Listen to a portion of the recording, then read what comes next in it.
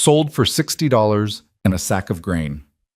The snow fell silent as death the day Emma Hale learned her worth.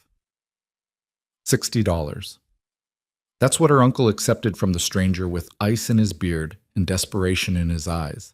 No preacher, no promises, just money pressed into calloused hands and a girl shoved toward a wagon she'd never seen before. Nathan Cole didn't ask her name until they were 5 miles from town, and by then Emma understood the truth that would haunt their first frozen months together. She wasn't bought to be loved. She was bought to survive. Welcome to a story of redemption forged in the unforgiving cold of the Wyoming frontier. If this story moves you, please hit that like button and comment with your city below. I'd love to see how far Emma's journey travels across the world. Now, let's begin. The transaction happened on the porch of Miller's General Store, where the December wind cut through Emma's threadbare shawl like 1,000 tiny knives. She stood 3 steps behind her uncle, close enough to hear every word, far enough to pretend she wasn't the subject of negotiation. "She's 18, healthy, can read some," Uncle George said, his breath clouding in the bitter air. "Decent cook when she puts her mind to it. No complaints about work." The man studying her, tall, broad-shouldered, somewhere past 30 with lines carved deep around his eyes, said nothing at first. He looked at Emma the way someone might assess a horse at auction, checking for soundness rather than spirit. His dark hair needed cutting, his coat needed mending, and his face needed something Emma couldn't name. Something human that seemed to have frozen over, same as the creek behind the store. "I need help with my children," he said finally, his voice rough from disuse. "3 of them. Ranch work too. Cooking, cleaning, mending. It's hard living out there." "She can handle hard living," Uncle George assured him, eager now, too eager. "Been doing it since her mama passed." "What was that, Emma? 6 years now?" "7, Emma whispered, though neither man acknowledged she'd spoken. "I can pay $60, the stranger said, "plus a sack of grain for your trouble. I need an answer today. I've got children waiting and winter pressing in." Uncle George's eyes lit with the kind of brightness that came from unexpected fortune. Emma felt something cold settle in her chest that had nothing to do with the weather. "You want to marry her proper?" her uncle asked, though his tone suggested the answer didn't much matter. "I'm proposing an arrangement," the man replied carefully. "She'd have a roof, food, a place. I'd have help raising my children. If it works out over time, we could formalize it legal. If it doesn't—" He paused, his gray eyes finally meeting Emma's directly for the first time. "Then we'd figure something else." The words hung in the frozen air between them, honest in their bleakness. "Deal," Uncle George said, extending his hand before Emma could speak. "When do you want her?" "Now." It happened that fast. Money changed hands. Emma watched the bills disappear into her uncle's coat pocket, watched him weigh the grain sack with satisfaction. She'd lived in his house since her mother's death, worked his kitchen, scrubbed his floors, tolerated his wife's sharp tongue and sharper hand, and now she was being passed along like an unwanted piece of furniture, sold to fill a gap in a stranger's household. "Get your things," Uncle George told her, already turning away. "Don't keep Mr. Cole waiting." Emma climbed the stairs to the tiny room she'd occupied for 7 years, her hands shaking as she gathered her few possessions. 2 dresses besides the one she wore, both faded and patched. Her mother's brush, the bristles worn soft. A small Bible with her parents' names inscribed inside. A bundle of letters her father had sent her mother during their brief courtship. Emma had read them so many times the paper was thin as tissue. She wrapped everything in her extra shawl, tied the corners tight, and descended the stairs for the last time. Her aunt waited at the bottom, arms crossed over her broad chest. "Don't expect to come crawling back when this doesn't work out," she said, her voice sharp as January wind. "You made your bed the day you were born, a burden on decent people. Maybe now you'll earn your keep proper." Emma had learned long ago that silence was safer than defense. She moved past her aunt without response, stepped onto the porch where Nathan Cole waited beside a weathered wagon hitched to 2 sturdy horses. "That all you have?" he asked, nodding toward her small bundle. "Yes, sir." He took it from her hands, not roughly, but not gently either, and placed it in the wagon bed beneath a canvas tarp. Then he offered his hand to help her onto the seat. Emma hesitated, meeting his eyes again. They were gray as winter sky, revealing nothing. She took his hand. His palm was rough with calluses, his grip steady. He released her the moment she was settled, then climbed up beside her and gathered the reins. Uncle George appeared in the doorway, the grain sack already inside. He didn't wave goodbye. Neither did Emma's aunt. The door simply closed, and Nathan clicked his tongue to the horses. The wagon lurched forward into the snow. They rode in silence through the town Emma had known all her life, past the church where her parents had married, past the schoolhouse where she'd learned her letters from a patient teacher who'd since moved east, past the cemetery where her mother rested beneath a simple wooden cross. Emma didn't look at any of it. She kept her eyes forward on the endless white expanse of the Wyoming plains stretching before them. 5 miles passed before Nathan spoke. "What's your name?" Emma turned to him, startled. Emma Halesell." He nodded once, as if filing the information away. "I'm Nathan Cole. My place is about 3 hours northwest of town, assuming the snow doesn't get worse. We'll make it before dark." "Yes, sir." "My children," he continued, his voice careful, as though reciting facts helped maintain distance. "Lily is 12. She's been trying to manage the household since—" He paused. "Since their mother passed 2 years ago. She's competent, but she's still a child. Owen is 9. He's quiet, bookish when he can be. And Jacob is 6. He's—" Another pause. "He's 6. Emma waited, but Nathan offered nothing more about Jacob. Instead, he stared at the horizon, his jaw tight beneath his beard. "What happened to their mother?" Emma asked softly, then immediately regretted the question. It was too personal, too soon. But Nathan answered, his voice flat. "Fever. Took her in 4 days. We were snowed in, couldn't get to a doctor, just had to watch her." He stopped, his knuckles white on the reins. "That was February of 76. I'm sorry. World's full of sorry." His tone wasn't cruel, just worn down to nothing. "Doesn't change what is." They fell back into silence, the only sounds the creak of wagon wheels, the steady clip of hooves, and the whisper of wind through endless snow. Emma pulled her shawl tighter and tucked her hands beneath her arms, but the cold seemed to seep through fabric and flesh alike, settling deep in her bones. An hour into the journey, Nathan pulled a thick wool blanket from beneath the seat and handed it to her without comment. Emma wrapped it around her shoulders, grateful despite the awkwardness. The gesture seemed to cost him something, not the blanket itself, but the act of noticing she was cold, the breach of distance required to offer comfort. "Thank you," she whispered. He grunted in acknowledgement, his eyes never leaving the path ahead. The landscape grew more remote as they traveled, the few scattered homesteads giving way to untouched wilderness. Rolling hills covered in snow, clusters of pine and aspen bare-branched against gray sky, frozen creeks cutting through valleys like silver scars. It was beautiful in its desolation, Emma thought. Beautiful and utterly unforgiving. "You've done ranch work before?" Nathan asked suddenly. "Some. I helped my uncle with his property, fed the chickens, gathered eggs, tended the garden in summer, did most of the cooking and cleaning inside. This will be harder. We've got cattle, horses, sheep. The work doesn't stop because the weather's bad or you're tired. Can you handle a gun?" Emma blinked. "A gun?"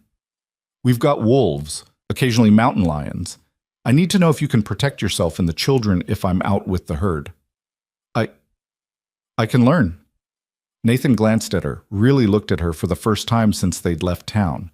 Emma met his gaze steadily, refusing to appear weak even as fear twisted in her stomach. She saw something flicker in his expression, not warmth exactly, but a grim sort of approval. "You'll have to," he said simply, and turned back to the road. The sun was low on the horizon when they finally crested a ridge, and Emma saw Nathan Cole's ranch spread below them. It wasn't grand, just a sturdy log house with a stone chimney, a barn, and several outbuildings, corrals holding horses and cattle, all of it carved out of wilderness and held against winter's assault through sheer stubborn will. Smoke rose from the chimney, and as the wagon descended the slope, Emma saw a small figure appear in the doorway. A girl, thin and straight-backed, her dark hair pulled into a severe braid. "That's Lily," Nathan said quietly. "She'll be—" Cautious with you. Don't take it personal.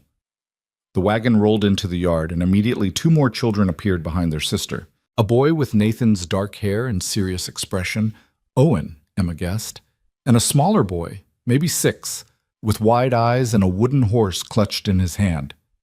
Jacob. Nathan brought the horses to a stop and set the brake. The 4 of them, father and 3 children, stared at each other across the snowy yard, and Emma felt the weight of their shared grief like a physical presence. These children had watched their mother die. They'd survived 2 years of winter and loss. And now Emma was here, a stranger bought with $60, expected to fill a space that could never truly be filled. Nathan climbed down from the wagon, then reached up to help Emma. Her legs were stiff from the cold and the long ride, and she stumbled slightly. He steadied her with a hand on her elbow, then released her immediately. "Children," he said, his voice formal, "this is Emma Hale. She'll be living here now, helping with the household and tending to you. I expect you to show her respect and cooperation." Lily's dark eyes assessed Emma with an intensity that made her want to shrink back. The girl was 12 years old and already carrying the weight of a woman's responsibilities. Emma saw no welcome in that gaze, only wariness and something that might have been resentment. "Where will she sleep?" Lily asked, her voice cool and controlled. "The spare room off the kitchen," Nathan replied. "It's small, but it's warm from the stove. That's where Mama kept her preserves and sewing things." The words hung in the air like an accusation. Nathan's jaw tightened. "Your mother's been gone 2 years, Lily. We need the space." "Yes, sir." But the girl's expression didn't soften. Owen watched the exchange silently, his gray eyes, so like his father's, darting between Emma and his sister. Jacob had moved closer to Lily, half hiding behind her skirt, his wooden horse pressed to his chest like a shield. "Owen, help me with the horses," Nathan said, clearly eager to escape the tension. "Lily, show Emma the house and where things are. Emma, my daughter will explain your duties." He strode toward the barn without waiting for acknowledgement, and Owen followed after one last curious glance at Emma. That left her standing in the yard with Lily and Jacob, the wind picking up as evening approached. "Come on," Lily said finally, her tone neither kind nor cruel, just flat. "I'll show you." Emma followed the girl into the house, Jacob trailing behind them like a small, silent shadow. The interior was as sparse as she'd expected. Walls of rough-hewn logs, simple furniture built for durability rather than comfort, a massive stone fireplace providing the room's only warmth. But it was clean, meticulously so. Every surface scrubbed, every item in its place, the floor swept, the dishes stacked with military precision. This was Lily's doing, Emma realized. A 12-year-old girl maintaining order against chaos, structure against grief. Keeping her mother's house the way her mother would have wanted it, even though her mother would never see it again.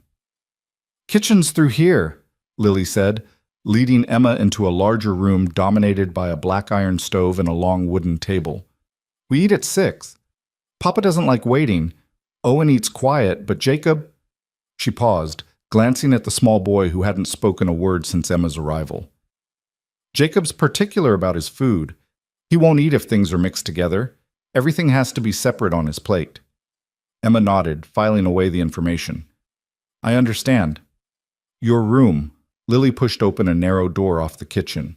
Beyond it lay a small space, barely large enough for a bed and a chest of drawers. But true to Nathan's word, it was warm from the kitchen stove, and there was a window looking out toward the mountains. "Mama's things are still in the chest. Papa couldn't bear to—" She stopped, her young face suddenly looking ancient. "I'll help you move them tomorrow." "There's no rush," Emma said gently. "We can leave them where your mother wanted them." Lily's eyes snapped to Emma's face, searching for mockery or manipulation. Finding neither, she seemed to deflate slightly, as though she'd been braced for a fight that didn't come. "I'll show you where the linens are," she said after a moment, "and the flour and sugar and such. Papa expects biscuits with breakfast, and he likes his coffee strong enough to stand a spoon in. Owen will eat anything but he reads at the table if you let him, and Papa says that's poor manners. Jacob—" Again that pause, laden with something Emma couldn't identify. "Jacob might not talk to you for a while. He doesn't talk much to anyone anymore." Emma knelt down to Jacob's level, making herself small and non-threatening. The boy watched her with enormous blue eyes. the only one of the children who hadn't inherited Nathan's gray gaze. "Hello, Jacob," she said softly. "That's a fine horse you have there. Does he have a name?" Jacob's small hand tightened on the wooden toy, but he didn't answer, didn't move, just stared at Emma as though she were a puzzle he couldn't solve. "It's all right," Emma told him. "You don't have to talk to me until you're ready. I'm just glad to meet you." She rose slowly, catching Lily's expression, surprise, quickly masked. The girl had expected Emma to push, to demand response, to be offended by Jacob's silence. Instead, Emma simply smiled at the little boy and turned back to Lily. "Show me the rest?" For the next hour, Lily conducted a thorough tour of the household, explaining routines with the precision of a military commander. Wake at 5, stoke the fire, begin breakfast. Collect eggs from the hen house if the weather permitted. Water for washing heated on the stove. Laundry on Mondays, mending on Wednesdays, bread baking every 3 days. Owen's lessons in the afternoon, Lily had been teaching him from their mother's old primers. Jacob's bedtime at 7:30. No exceptions. Emma absorbed it all, asking occasional questions, offering no criticism or suggestion for change. She could feel Lily's defenses, high and thick as fortress walls. This child had been lady of the house for 2 years, had held her small family together through grief and harsh winters. She wouldn't surrender authority easily, and Emma had no intention of forcing her to. When Nathan and Owen returned from settling the horses, dinner was already in progress. Lily had started stew that morning, and she now ladled it into bowls with practiced efficiency. Emma set the table. Lily had shown her where the plates were kept, and sliced bread from a loaf that was 3 days old and growing stale. They sat in assigned places, Emma realized. Nathan at the head, Lily to his right, Owen to his left, and Jacob beside his sister. That left an empty chair at the foot of the table, the mother's place. Emma hesitated, then moved toward the empty seat. "Not there," Lily said sharply. Everyone froze. Nathan's eyes lifted to his daughter's face. "That was Mama's chair," Lily continued, her voice tight. Nobody sits there." Emma carefully set down the basket of bread and moved to stand against the wall instead. "I'll eat after you're finished," she said quietly. "I don't mind." "Sit down, Emma," Nathan said, his voice heavy. "Lily, she needs to eat with us. She's not a servant." "Then where?" Lily demanded, and for the first time Emma heard the child beneath the competent mask. "Where does she sit if not in Mama's place, and not with the rest of us?" Nathan closed his eyes briefly, and Emma saw the exhaustion in every line of his face. He'd brought her here to solve problems, not create new ones. But grief didn't follow logic, and loss didn't respect convenience. "Owen," Emma said gently, "would you mind terribly if I sat next to you? That way Lily can stay where she's comfortable, and your mother's place can remain as it is." Owen blinked in surprise, then glanced at his father. Nathan gave a small nod. "I don't mind," Owen said, his voice soft. He scooted his chair over slightly to make room. Emma pulled another chair from against the wall and positioned it between Owen and the side of the table. Not quite part of the family circle, but no longer entirely separate. It was an awkward arrangement, but Lily's shoulders relaxed fractionally, and Jacob's grip on his wooden horse loosened. They ate in near silence. The stew was good, simple but well seasoned, the meat tender from long cooking. Emma noticed that Jacob's portion was carefully separated, each component in its own section of the bowl. She noticed that Owen's eyes kept drifting to a book on the shelf beside the fireplace. She noticed that Lily ate with mechanical efficiency, fulfilling a function rather than taking pleasure. And she noticed that Nathan barely tasted his food, his mind clearly elsewhere, on things Emma couldn't fathom. When the meal ended, Lily and Emma cleared the dishes while Nathan supervised Jacob's washing up for bed. Owen disappeared into the small room he shared with his brother, returning with the book Emma had seen him eyeing. He sat near the fire, reading by lamplight, his serious face absorbed in whatever story he'd found. "I can do the dishes," Lily said as Emma began pumping water into a basin. "You don't know where things go yet." "Then teach me," Emma replied. "And tomorrow, I'll remember." They worked side by side in uncomfortable quiet, Lily washing, Emma drying and stacking according to whispered instructions. Through the open door, Emma could hear Nathan's low voice as he helped Jacob into his nightshirt, the murmur of father and son too soft to discern words but carrying tones of patience and practiced routine. When the dishes were finished and put away, Lily hung the damp towels with precision and turned to Emma. "I'll show you where the night clothes are kept. Papa said you didn't bring much." "That's kind of you." Lily led her back to the small room off the kitchen and opened the chest of drawers.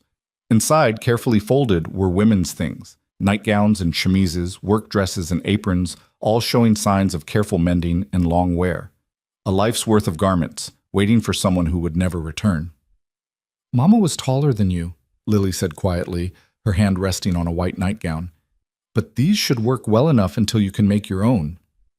"Are you certain your father wants me to—" "He told me to give them to you," Lily interrupted. "He said Mama would have wanted them used, not left to moths in memory." She pulled out the nightgown and a warm flannel wrapper. "Here." Emma accepted the clothes, holding them carefully. They smelled faintly of lavender and something else, maybe hope, maybe love, maybe just the particular scent of a woman who'd lived and worked and died in this house. "Thank you," Emma said, "for everything today. I know this isn't easy." Lily's young face hardened. "Easy or not doesn't matter. It is what it is." She moved toward the door, then paused. "Papa's not cruel, and he provides well for us. But he's—" She searched for words. "He's far away most of the time. Even when he's right here, he's somewhere else. So don't expect—" She trailed off, unable or unwilling to finish. Emma nodded understanding. "Good night, Lily." "Good night." Alone in the small room, Emma changed into the borrowed nightgown and wrapper, then sat on the edge of the narrow bed. Through the wall, she could hear Nathan's footsteps in the main room, the creak of floorboards, the sound of him banking the fire for the night. Further away, Owen's voice rose in a brief question, followed by his father's rumbled response. Then silence, settling over the house like the snow settling over the valley outside. Emma lay down beneath quilts that smelled of cedar and cold air, staring at the dark ceiling. One day ago, she'd been Emma Hale, unwanted burden in her uncle's house. Now she was Emma Hale, purchased convenience in a widower's home. Same name, different cage, different faces watching her with varying degrees of suspicion and need. She thought of her mother, dead 7 years now. Wondered what she would say about the path Emma's life had taken. Probably something practical about making the best of circumstances, about finding grace in unlikely places, about the strength that could grow from broken soil. Outside, the wind picked up, howling around the corners of the house. Emma pulled the quilts higher and closed her eyes, too exhausted for tears, too numb for fear. Tomorrow would bring its own challenges, learning routines, navigating the minefield of grief that filled every corner of this house, proving herself worthy of the $60 Nathan Cole had paid for her presence. But tonight, she was simply tired, bone-tired from cold and travel and the weight of being unwanted for so long that she'd almost forgotten any other way to be. Sleep came slowly, fitfully, interrupted by unfamiliar sounds and the consciousness of strange walls around her. In the deep hours of night, she woke to hear footsteps in the kitchen. Nathan, moving quietly to avoid disturbing the house, pouring water, standing at the window. Emma lay still, barely breathing, listening to the sounds of a man who couldn't sleep, haunted by ghosts Emma couldn't see but would surely come to know. The footsteps eventually retreated. The house fell silent again, and Emma stared into the darkness, understanding that she'd entered a place where grief was the fifth member of the family. Always present, never invited, impossible to ignore. She'd been bought to be a solution, but solutions required problems to be clearly defined, wounds to be cleanly cut. And the wounds in this house were ragged and deep and still bleeding, no matter how carefully everyone tried to pretend otherwise. Emma closed her eyes again and waited for morning, knowing that dawn would come whether she was ready or not, just as it had come every day since her mother died, every day since Nathan's wife died, every day despite loss and loneliness and all the small deaths of hope that came from living in a world that kept turning, regardless of who fell away. Tomorrow she would begin learning how to belong in a place where belonging felt impossible. Tomorrow she would start trying to matter in a house that had forgotten how to let anyone matter too much. because mattering meant vulnerability, and vulnerability meant the kind of pain these people had already survived once and couldn't bear to survive again. But tonight, she was just a girl who'd been sold for $60 and a sack of grain, lying in a dead woman's nightgown, in a dead woman's room, wondering if she'd simply traded one kind of invisibility for another. The wind howled, the house creaked, and somewhere in the darkness, Emma Hale, barely 18, orphaned and traded away, made a promise to herself that she'd learn to speak later, when words wouldn't sound so much like begging. For now, silence was enough. Silence and survival. One day at a time, one frozen morning after another, until winter finally broke and something, anything, began to thaw. Morning arrived before Emma was ready for it, announced by the clatter of Lily moving through the kitchen in the pre-dawn darkness.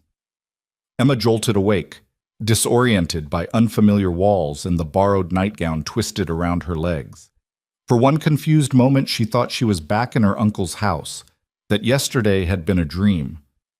Then memory returned with the cold, the transaction on the porch, the long wagon ride, 3 watchful children, and a man who'd paid $60 for help he couldn't ask for any other way. She dressed quickly in the dim light, her fingers clumsy on the buttons of the work dress Lily had given her the night before. It was indeed too long, the hem dragging on the floor, and too loose through the shoulders. But it was warm and sturdy, and Emma rolled the sleeves up with practiced efficiency before venturing into the kitchen. Lily was already at the stove, coaxing the fire to life with the ease of long practice. She glanced up when Emma entered, her expression carefully neutral in the lamplight. "You're awake," she said, neither pleased nor disappointed, simply stating fact. "I'd like to help," Emma offered, "if you'll show me how you manage things." Something flickered across Lily's face, surprise maybe, or suspicion that Emma's willingness was performance rather than genuine. But she gestured toward the pump. "Water for coffee first. Papa won't speak to anyone until he's had at least 2 cups. Then we start breakfast.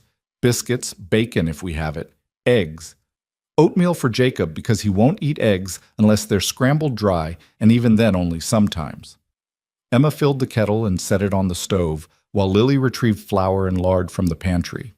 They worked in careful silence, Emma following instructions, Lily offering them in clipped sentences that wasted no words.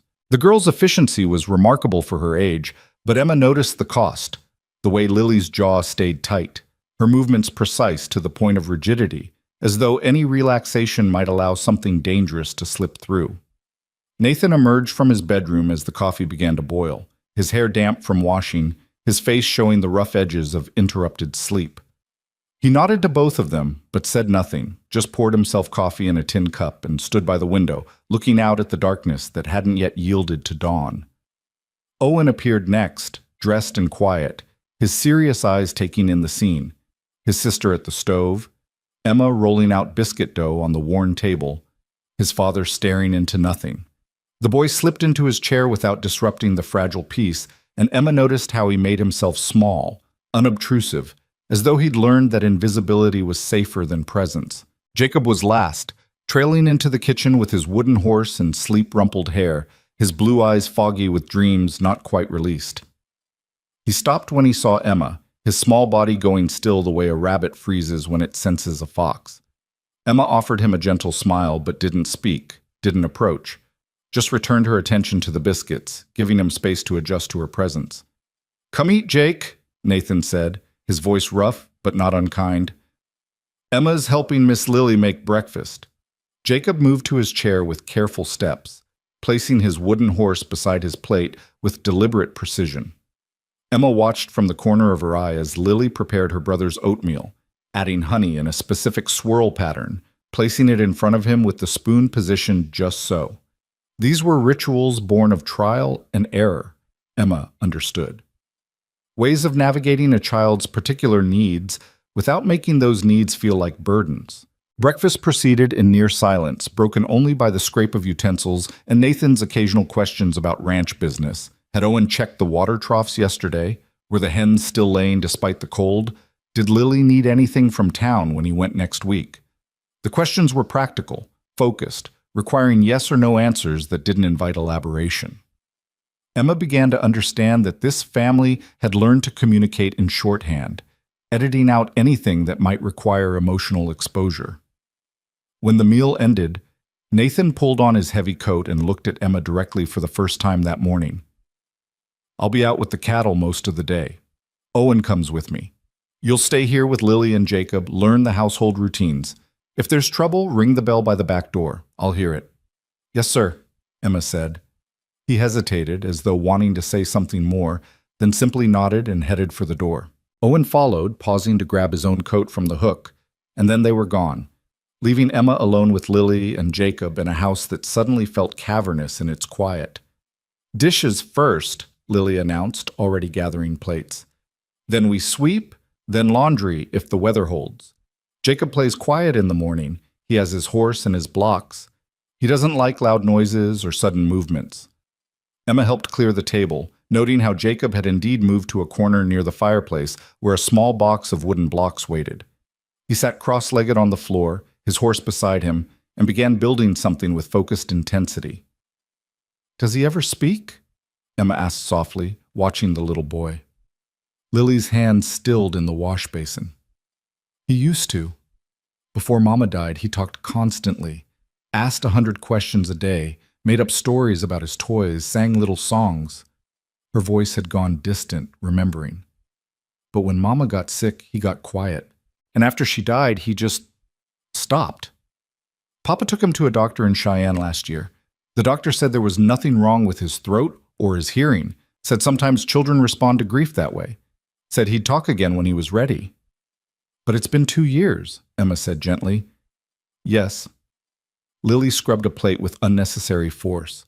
2 years of silence. 2 years of watching my little brother disappear inside himself while Papa works himself to exhaustion, and Owen tries so hard to be good he barely exists at all, and I— She stopped abruptly, as though only just realizing she was revealing too much to a stranger. "The dishes won't wash themselves." Emma recognized the closed door when she saw it. She picked up the drying cloth and worked beside Lily, respecting the girl's need to retreat back behind her walls.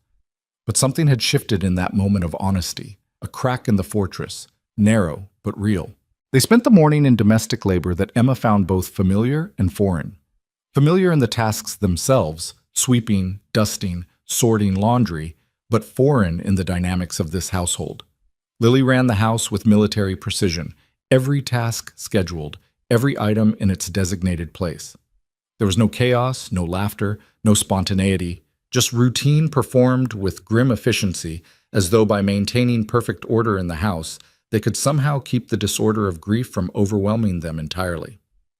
Jacob played quietly throughout, building elaborate structures with his blocks, positioning his wooden horse as though it were surveying the kingdom he'd created. Once he looked up and found Emma watching him. Instead of dropping her gaze, Emma smiled and said softly, "That's a fine castle you're building. Your horse must be very brave to protect it." Jacob's eyes widened slightly, but he didn't look away. For perhaps 5 seconds, they regarded each other across the room, woman and child, stranger and silent boy. Then Jacob returned his attention to his blocks, but Emma noticed his small shoulders had relaxed fractionally, as though her words had been weighed and found acceptable. "He likes you," Lily said from the doorway, her tone suggesting this was unexpected and not entirely welcome. "I like him too," Emma replied simply. "Don't push him to talk. Papa tried that the first year, and it just made Jake hide under his bed for 3 hours." "I won't push. I'll just be here." Lily studied her with those ancient 12-year-old eyes. "You're different than I thought you'd be." "What did you think I'd be?" "I don't know. Harder, maybe. More desperate. Papa said he found you through your uncle, that you needed a place." She paused. "I thought you'd be grateful to the point of being cloying. Or you'd be one of those women who think she can replace our mother just by being female and present." Emma set down the shirt she'd been folding. "Your mother can't be replaced, Lily. She was a specific person who loved you in specific ways. I'm not here to take her place. I'm here because your father needed help, and I needed somewhere to be. Maybe we can figure out what that means as we go." "Papa bought you," Lily said bluntly. "I heard him and Uncle Miller talking. $60. "Yes," Emma acknowledged, not flinching from the truth. "He did." "Does that bother you?" "Being bought?" Emma considered the question carefully. What bothered me was being sold by someone who was supposed to care about me. Your father at least was honest about what he was offering. A roof, food, a purpose. My uncle pretended to be providing for me out of Christian duty while resenting every bite of food I ate. I'll take honest transaction over false charity. Lily absorbed this, her young face thoughtful. Mama wouldn't have wanted us to get someone that way. She would have wanted Papa to marry again properly, for love. Maybe, Emma said gently, but your mama isn't here to want things anymore. And your papa is doing the best he can with impossible circumstances. We all are. The girl's eyes suddenly filled with tears. She blinked back furiously. I miss her so much sometimes I can't breathe, and then I feel guilty for missing her because if I'm missing her, that means I'm not managing well enough without her, and Papa needs me to manage because he can't do everything. Emma moved before thinking, pulling Lily into an embrace the girl initially resisted before suddenly clinging to Emma's borrowed dress and shaking with silent sobs. They stood that way for long minutes, Lily finally permitting herself to be 12 years old and overwhelmed, Emma holding her steady while Jacob watched from his corner with wide, solemn eyes. You're doing beautifully, Emma whispered into Lily's hair. Better than most grown women could do. But you're allowed to be sad. You're allowed to miss her. That doesn't mean you're failing. Lily pulled back, swiping at her eyes with rough hands. Papa can't see me cry. It makes him look like someone stabbing him. Then cry with me, Emma offered. When you need to. I won't tell. The girl studied her for another long moment, then nodded once. Some understanding had been reached, fragile but real. She moved back to the laundry with red eyes but straighter shoulders, and they finished the work in companionable silence. Noon came and went.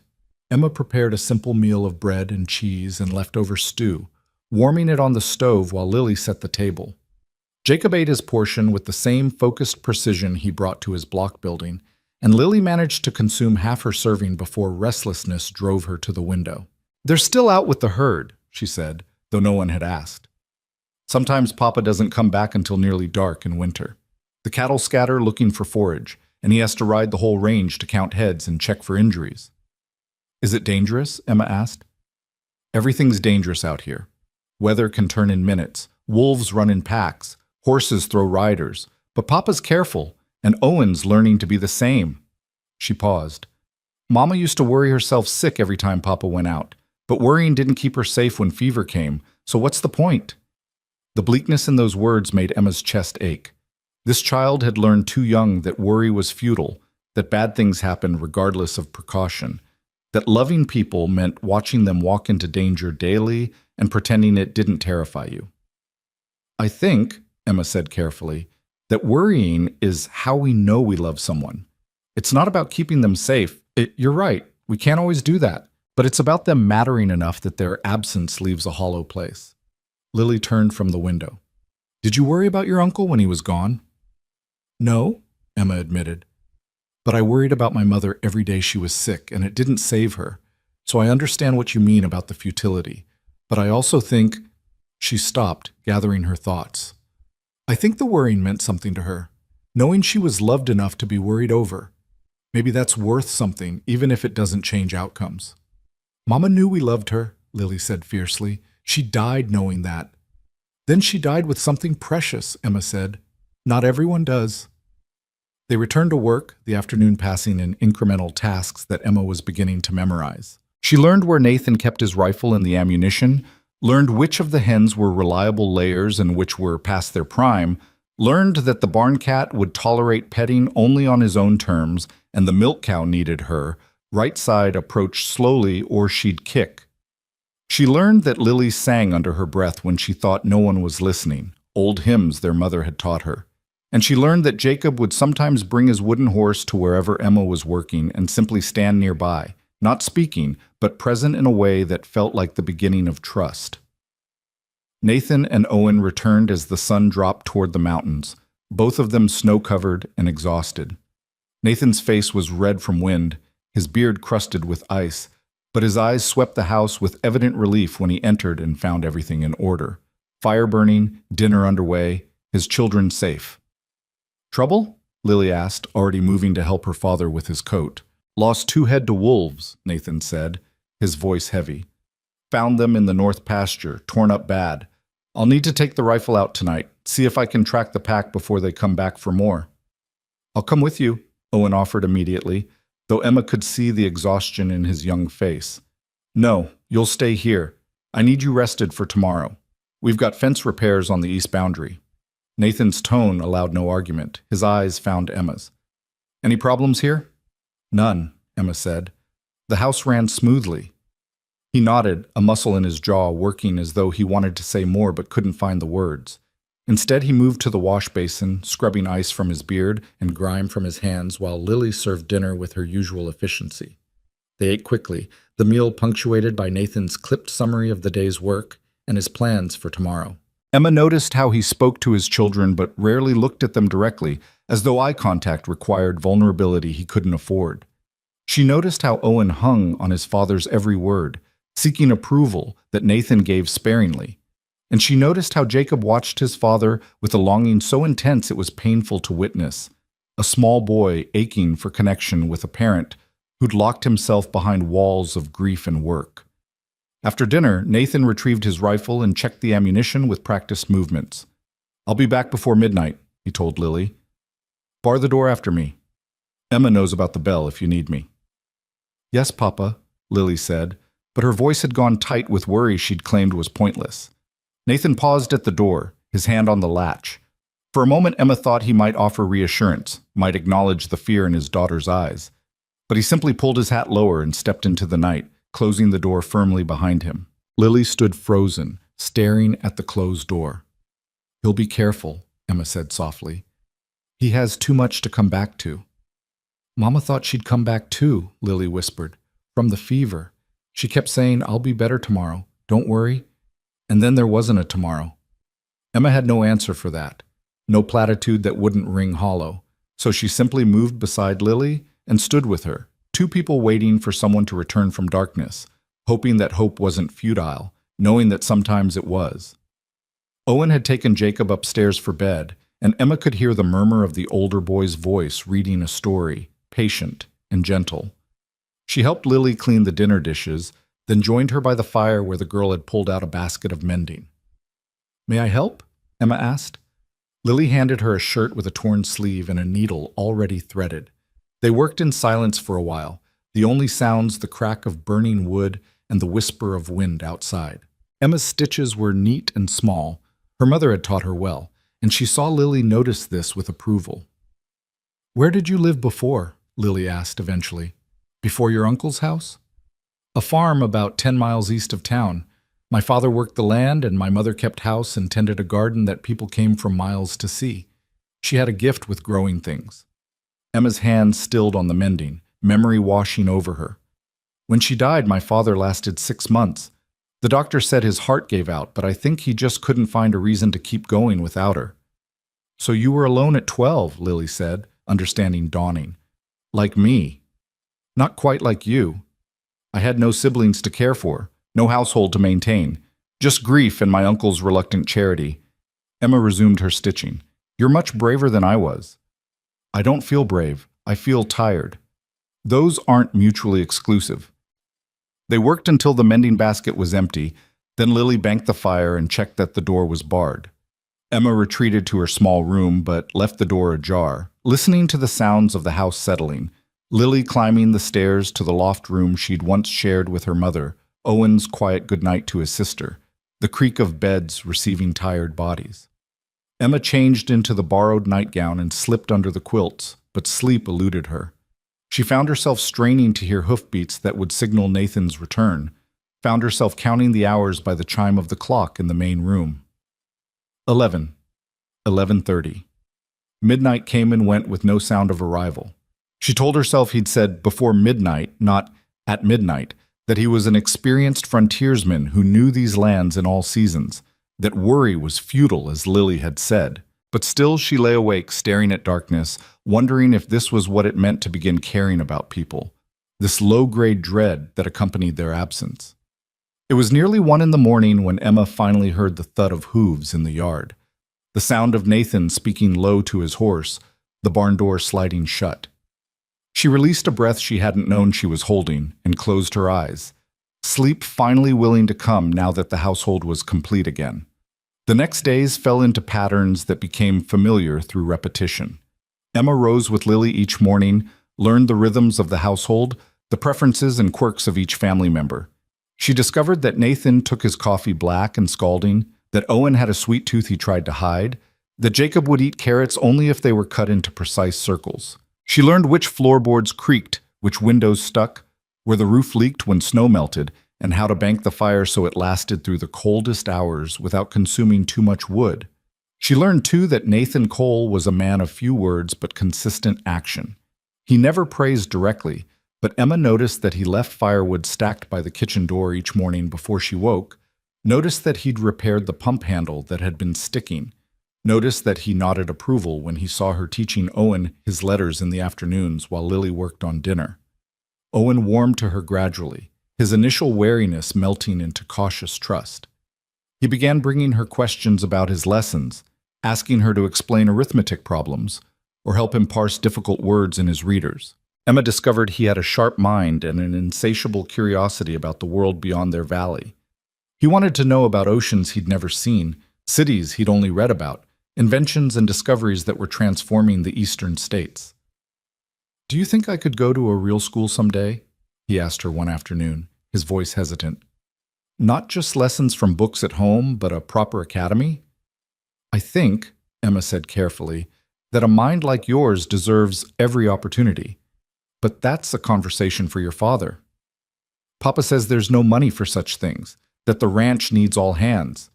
Owen's disappointment was palpable. "I don't want to be ungrateful. The ranch is important. But sometimes I want more," Emma finished for him. "You want more than survival. You want possibility. Is that selfish?" "No, sweetheart. That's human." Jacob remained largely silent, but his presence around Emma increased daily. He began following her from room to room, his wooden horse always in hand, watching her work with solemn intensity.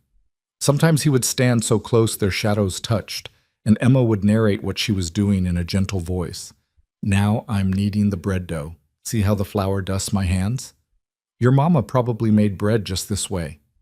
She never pushed him to respond, never made his silence uncomfortable. And slowly, gradually, she saw him relax in her presence, saw the fear in his blue eyes dim to mere caution. It was Lily whose walls proved slowest to lower. The girl remained polite but distant, cooperating with Emma but never quite trusting her. Emma understood. Lily had been lady of the house for 2 years, had held her family together through sheer stubborn will, and now here was a stranger, threatening that hard-won authority. Emma was careful never to override Lily's decisions, never to criticize the systems the girl had established. Instead, she worked within Lily's framework, offering help rather than taking over, suggesting rather than demanding.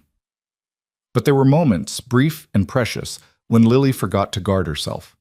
When she laughed at something Owen said and sounded like a child instead of a tiny adult. When she asked Emma's advice about a recipe and actually listened to the answer. When she admitted, voice small, that she was afraid she was forgetting what her mother's voice sounded like. "Write down what you remember," Emma suggested during one of these moments. Not just her voice, but specific things she said, the way she sang certain songs, her favorite phrases, the nicknames she had for each of you. Write it all down so even if the sound fades, the words remain. Lily had looked at her with something like gratitude before the walls came back up. But later, Emma saw the girl sitting at the table with paper and pencil, writing carefully, tears sliding down her cheeks unchecked. 3 weeks passed this way. 3 weeks of slowly learning to navigate each other, of establishing tentative connections, of building something that wasn't quite family but was no longer merely strangers sharing space. Emma began to feel the beginnings of purpose, the sense that perhaps she did matter here, that perhaps these people needed her in ways that went beyond cooking and cleaning. And then came the night that shattered everything fragile they'd been building. It started with a simple conversation Emma hadn't meant to overhear. She'd come from the barn after checking on the milk cow, her arms full of firewood, and she'd paused outside the kitchen window when she heard Nathan's voice inside deeper than usual with frustration. "I know it's not ideal, Lily, But it's working, he was saying. The house is running better. You're not carrying everything alone. The boys are better looked after. But you don't even like her, Papa. Lily's voice was quiet but cutting. You barely speak to her. You flinch when she's too close. She's just convenient, isn't she? Just another tool you bought to keep the ranch running. There was a long pause. Then Nathan's voice, flat and final. She is convenient, yes. That's exactly what she is. I needed help. I bought help. I don't need to like her or not like her. She performs a function. Emma stood frozen in the darkness, firewood forgotten in her arms, those words echoing in her skull. She performs a function. Not a person. Not someone who might matter. Just a tool. Convenient. She'd been traded away by one family that saw her as a burden and bought by another that saw her as a solution. Same reduction of a person to utility, different house. Nothing had changed except the walls around her. Something inside Emma, already fragile from years of being unwanted, finally cracked. She set the firewood down silently and walked past the kitchen window, past the house entirely, out into the snow-covered yard. She kept walking, her thin shawl no match for the cold, her borrowed dress dragging in the snow. She walked past the barn, past the corrals, following the path that led toward the creek and the mountains beyond. She'd thought, foolishly, she saw now, that she was building something here. That caring for these children, learning their needs, making space for their grief, meant something. That her presence had value beyond the tasks she could perform. But she was just convenient. Just a tool Nathan had purchased when other tools were unavailable. Emma walked until her legs ached and her lungs burned from cold air, walked until she reached the frozen creek where willows stood skeletal against the night sky. She sank down on a fallen log, wrapping her shawl tighter, and for the first time since her mother's death, let herself cry. Deep, wrenching sobs that came from a place beyond words, beyond reason, from the accumulated weight of being seen as less than human for so long, she'd almost accepted it as truth. She didn't hear the hoofbeats at first, didn't register Nathan's shout until he was almost upon her, his horse throwing snow as it slid to a stop. He dropped from the saddle and grabbed Emma's shoulders, spinning her to face him. "What in God's name are you doing out here?" His voice was raw with fear and fury. "Do you have any idea how cold it is? How dangerous? You could have—" He stopped, seeing her face in the moonlight, the tears frozen on her cheeks. His hands loosened but didn't release her. "Emma?" She tried to speak, but her throat was too tight. She could only shake her head, pulling away from his grip. "Did something happen? Are you hurt? Talk to me." His fear was transmuting to anger, the way fear often does. "You can't just walk off into the wilderness in the middle of the night. The children woke up, found you gone." Lily was beside herself, thinking, "I'm convenient," Emma finally managed, her voice breaking. "I perform a function. That's all, isn't it? That's all I am here." Nathan went very still. In the moonlight, Emma saw realization dawn in his face, followed by something that might have been shame. "You heard," he said quietly. "I heard." Emma wrapped her arms around herself, suddenly colder than the night could account for. "And you were right. You bought me. I'm no different than your horses or your tools. I should have remembered that." "Emma, no." She held up a hand, stopping him. "I understand. I thought—" She laughed bitterly. "I thought maybe I was beginning to matter, to the children, if not to you. But I was fooling myself. I'm good at that. Making myself believe I'm more than people see me as. My uncle taught me that lesson, and apparently I needed it repeated." Nathan ran a hand through his hair, his breath clouding in the frozen air. "It's not that simple." "It seems quite simple to me." "You don't understand." "Then explain it to me," Emma demanded, finding anger beneath the hurt. "Explain how I'm supposed to care for your children, mend their clothes, cook their meals, wipe their tears, listen to their fears, and remain just a tool. Just convenient. How do I do that, Mr. Cole? How do I matter enough to be useful, but not enough to be human?" The words hung between them, sharp as icicles. Nathan stared at her, his face working through emotions Emma couldn't name. "I can't," he said finally, his voice rough. "I can't explain that because you're right. It's impossible." He took a step closer, and Emma saw something raw in his eyes, something he'd been keeping locked away. But I'm afraid, Emma. I'm afraid to let you matter because everyone who matters leaves, and I can't. His voice cracked. I can't survive that again. I barely survived losing Sarah. So I tell myself you're just convenient, just help I hired, because if you're just convenient, then it won't destroy me if you leave too. The honesty of it stole Emma's breath. She saw him clearly for the first time, not the cold employer, not the distant father, but a man so wounded by loss he'd amputated his own capacity to care in order to survive. I'm not your wife, Emma said quietly. I'm not trying to replace her. But I'm also not nothing, Nathan. I'm a person who's here, who's trying, who cares about your children even though I probably shouldn't. And if you need me to be just a tool, just convenient, then we both need to stop pretending this arrangement can work. What are you saying? I'm saying I won't stay somewhere I don't matter. I've done that my whole life and I won't do it anymore. Emma's voice was steady now, despite the tears still cold on her face. So you decide. Am I a person here with all the messy complications that entails?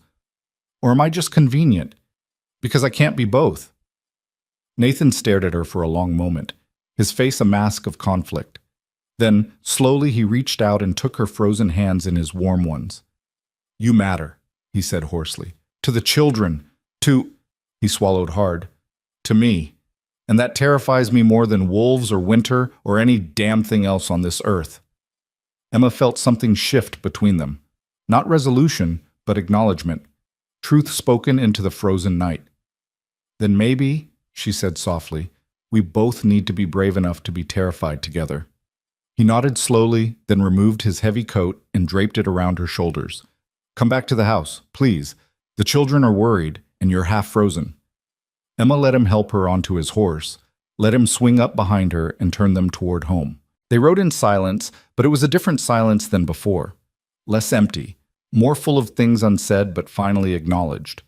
When they reached the house, all three children were huddled in the kitchen doorway, Lily holding Jacob, who was crying silently, Owen white-faced with worry.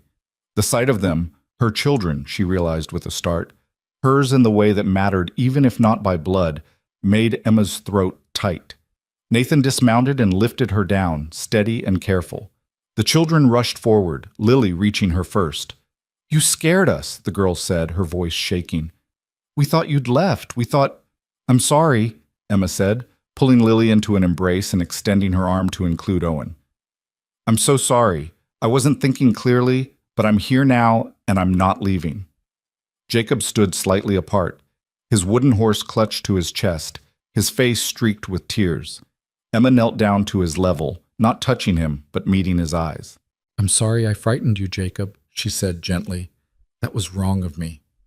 The little boy stared at her, his blue eyes enormous in his small face. His mouth opened, closed, opened again. And then, in a voice rusty from 2 years of silence, he whispered a single word that shattered and remade everything. Mama? The world stopped. Emma's breath caught. Nathan made a sound like he'd been struck.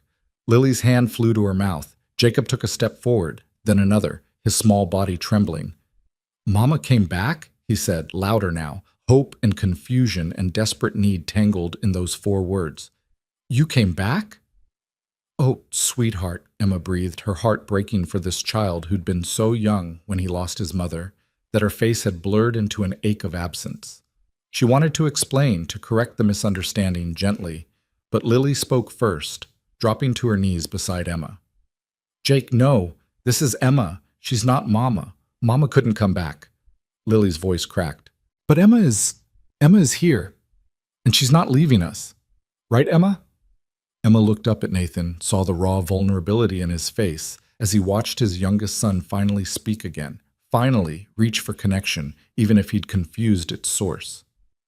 Then she looked back at Jacob, at his tear-stained face and trembling mouth. I'm not your mama, Emma said softly, taking his small hands in hers. But I'm here, Jacob. I'm here. And I care about you, and I'm not leaving. Can that be enough? Jacob stared at her, processing, his mind working behind those blue eyes. Then, slowly, he nodded and stepped into her arms, his wooden horse pressed between them, his small body finally allowing itself to be held. Emma gathered him close, and Owen and Lily pressed in too, and for a moment they were simply a tangle of people who needed each other, who'd been broken by loss but were finding ways to piece themselves back together. When Emma finally looked up, Nathan was watching them with an expression she couldn't fully read. Grief and relief and fear and something else. Something that looked like the beginning of hope. The night was cold and the future uncertain, but inside that warm kitchen, holding children who'd finally let her matter, Emma understood that she'd found something her $60 price had never been meant to purchase. A reason to stop walking into the snow when the world felt too cruel to bear. They stood that way for several minutes, the four of them entangled in the kitchen's warmth, while Nathan remained at the threshold, neither entering fully nor retreating. Emma felt Jacob's heartbeat against her chest, rapid as a bird's, and she stroked his hair with gentle repetition until the trembling in his small body began to ease. Owen had his face pressed against Emma's shoulder, and Lily's grip on her arm was fierce enough to leave marks. But Emma welcomed every point of contact, every evidence that she mattered to these children in ways that transcended convenience or transaction. When Jacob finally pulled back, his face was blotchy from tears, but his eyes held a clarity they'd lacked before. He looked at Emma seriously, then at his father, then back to Emma. "You're not Mama," he said, the words careful and deliberate, as though he were testing their shape after years of silence. "No, sweetheart, I'm Emma." "But you're staying?" "I'm staying." He nodded once, apparently satisfied with this arrangement, and turned to his father. "Papa, I'm tired." Nathan's face worked through several emotions before he found his voice. "Of course you are, son. It's late. Let's get you to bed." But Jacob shook his head and reached for Emma's hand. "Emma puts me to bed now," he said simply, and Emma saw Nathan flinch as though struck. "Jake, your papa," Emma began, but Nathan interrupted. "It's all right." His voice was rough. "If that's what he wants." He moved toward the stairs, then paused. "I'll check the stock one more time before I turn in. Lily, Owen, you should sleep too. Morning comes early." He left before anyone could respond, and Emma heard the back door close with careful control, as though Nathan were holding himself together through sheer force of will. She understood. His son had spoken for the first time in 2 years, and those first words had been a request for someone other than his father. That would cut deep, regardless of logic or understanding. "Come on," Emma said to Jacob, taking his hand. "Let's get you warm and settled." She carried him upstairs to the small room he shared with Owen, helped him into his nightshirt, and tucked him under the quilts his mother had surely made. The wooden horse went under his pillow, positioned just so, and Emma wondered how many nights Sarah Cole had performed this same ritual, had smoothed this same hair, had kissed this same forehead. "Emma?" Jacob's voice was small in the darkness. "Yes?" "I'm sorry I called you Mama. Lily says that was wrong." Emma sat on the edge of his bed, choosing her words carefully. "It wasn't wrong, Jacob. You've been quiet for a long time, and when you finally spoke, you used the word that meant person who takes care of me. That makes perfect sense. But your mama was a specific person named Sarah, and she loved you very much. I'm a different person named Emma, and I care about you very much. Can we both be true?" He thought about this, his young face serious in the lamplight. Lily remembers Mama's face.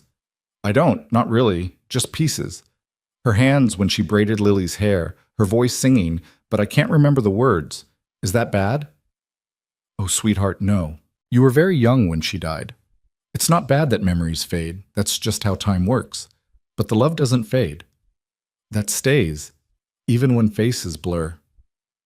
"Do you think she knows I can talk again?" The question pierced Emma's heart. "I think if there's any way for her to know, she does. And I think she'd be so proud of you for being brave enough to use your voice again." Jacob nodded, apparently satisfied, and his eyes began to droop. "Will you stay until I'm asleep?" "Of course." She sat with him, humming softly, until his breathing deepened into sleep. When she finally rose and descended the stairs, she found Lily waiting in the kitchen, her young face drawn with exhaustion and emotion. "He talked," Lily said, as though still trying to process the miracle. 2 years of silence, and he finally talked. "He was ready," Emma said simply. Because of you. Because you scared him so badly he had to find his voice to call you back. Lily's tone held no accusation, just observation. Perhaps, or perhaps he was ready anyway, and tonight just provided the moment. Emma moved to the stove, checking that the fire was properly banked. You should sleep, Lily. You're exhausted. So are you. The girl hesitated, then added quietly, I heard what Papa said, about you being convenient, and I heard what you said back. Emma turned to face her. And? And you were right. You're not nothing. Lily struggled with the words. You're the person who held us tonight when we were scared, who Jacob reached for, who Owen asks questions, who listened when I needed to cry about Mama.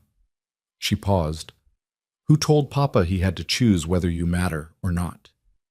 Are you angry with me for that? No. Lily's voice was firm. I'm grateful. Someone needed to make him see what he was doing, how he was... She stopped, looking down at her hands. After Mama died, Papa just shut down. He works, and he provides, and he's never cruel, but it's like he locked all his feelings in a box and threw away the key. I've been so angry at him for that, but I didn't know how to say it. You said it. I think, Emma said gently, that your Papa is just terrified of losing anyone else he loves. It's easier to keep distance than risk that kind of pain again. But that's not living. That's just surviving. Lily's eyes were bright with unshed tears. Mama wouldn't want us just surviving. She'd want us to be happy again someday. I think you're right, and I think slowly we might be finding our way there. Emma moved to Lily and drew her into an embrace. Now go to bed before you fall asleep standing up. Lily clung to her for a moment, then pulled back and headed for the stairs. At the bottom step, she paused. Emma, thank you for coming back, for not leaving us. Thank you for giving me a reason to come back. After Lily disappeared upstairs, Emma stood alone in the quiet kitchen, her body aching with exhaustion, but her mind too full for sleep. She moved to the window and looked out at the dark shapes of barn and mountains beyond, and saw a shadowed figure standing by the corral fence. Nathan, still avoiding the house, wrestling with whatever thoughts had driven him out into the cold. Emma pulled her shawl around her shoulders and stepped outside. The snow crunched under her feet as she crossed the yard, and Nathan turned at her approach, his face half hidden in shadow. Jacob's asleep, she said, stopping a few feet away. He asked me to stay with him until he settled. I'm glad.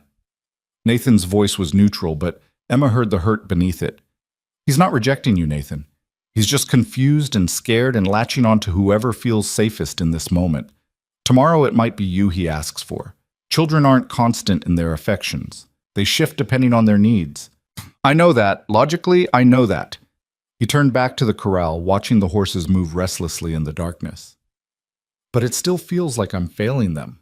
Like I failed Sarah by not saving her, and now I'm failing our children by not being what they need.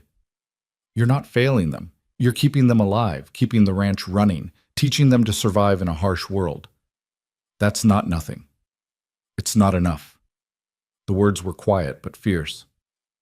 Owen wants books and learning I can't give him. Lily's had to grow up too fast, taking on responsibilities that should have been mine. And Jacob spent 2 years silent because I didn't know how to reach him through his grief. What kind of father am I? The kind who's doing his best with impossible circumstances, Emma said firmly. The kind who loves his children enough to terrify himself by letting another person matter. That's not failure, Nathan. That's courage. He was quiet for a long moment, his breath clouding in the frozen air. When Sarah died, I thought I'd die too. Wanted to, some days. But the children needed me, so I locked everything down and just kept moving. One foot in front of the other, one day after another. I thought if I could just maintain control, keep everything ordered and predictable, we'd survive. And we have survived. But you're right. We haven't lived. It's not too late to start. Isn't it? I've already damaged them. Jacob's silence, Lily's burden, Owen's resignation. Stop, Emma interrupted. You're giving yourself too much credit for their struggles and not enough for their strengths. Jacob spoke tonight because he felt safe enough to try. Lily's competence and caring are remarkable because you've shown her those values matter. Owen's mind is hungry because you've encouraged his learning even when resources are limited. Yes, they've suffered loss. Yes, they carry pain. But they're also brave and good and capable of healing. Don't reduce them to their wounds. Nathan turned to look at her directly, and even in the darkness, Emma could see the raw vulnerability in his expression. How do you do that? Do what? See clearly when I'm drowning in guilt and fear. Say the things that need saying even when they're hard to hear. He took a step closer.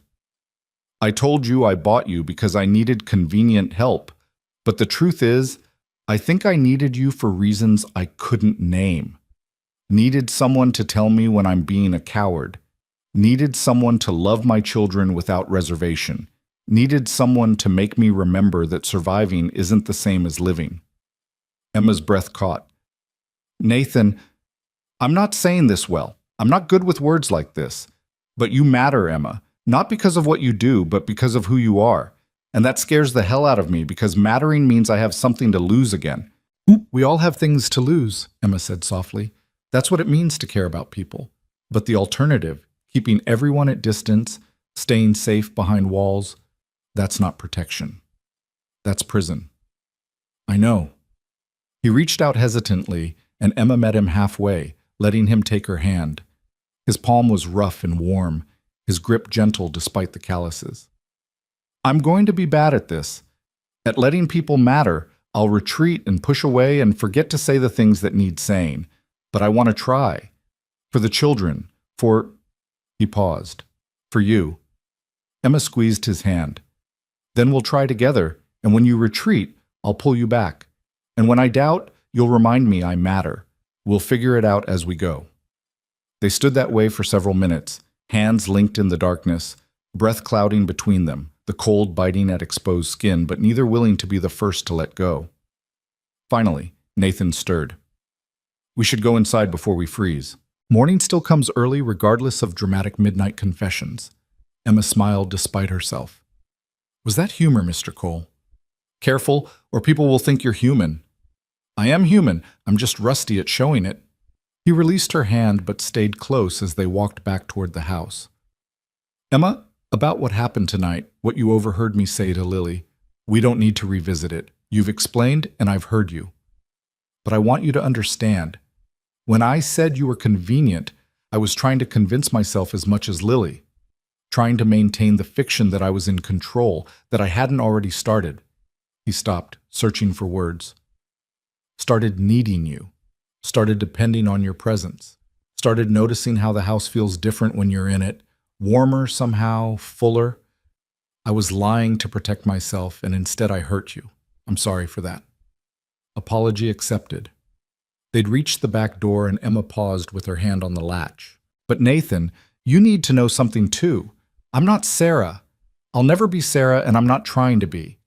What's growing between us? This tentative, terrifying thing, it's its own entity, not a replacement or a substitution. Does that make sense?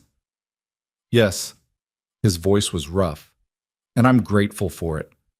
I loved Sarah with everything I had, and I'll always grieve her. But what I'm beginning to feel for you... He stopped, shook his head. It's too soon to name it, too fragile. Can we just let it be undefined for now? We can let it be whatever it needs to be.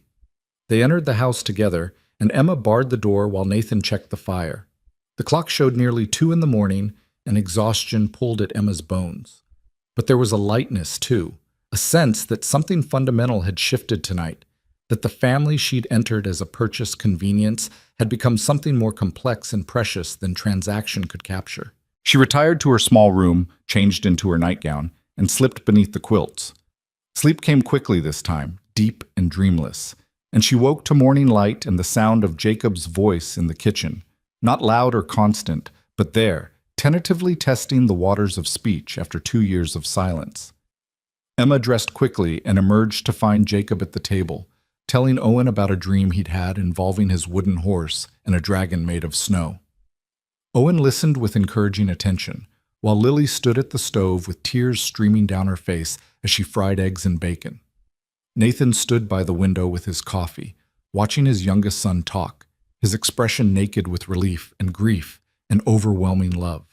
When his eyes met Emma's across the room, she saw gratitude there, and something more, recognition of partnership, of shared responsibility for these children who were beginning to heal. The next weeks brought changes that were sometimes smooth and often stumbling.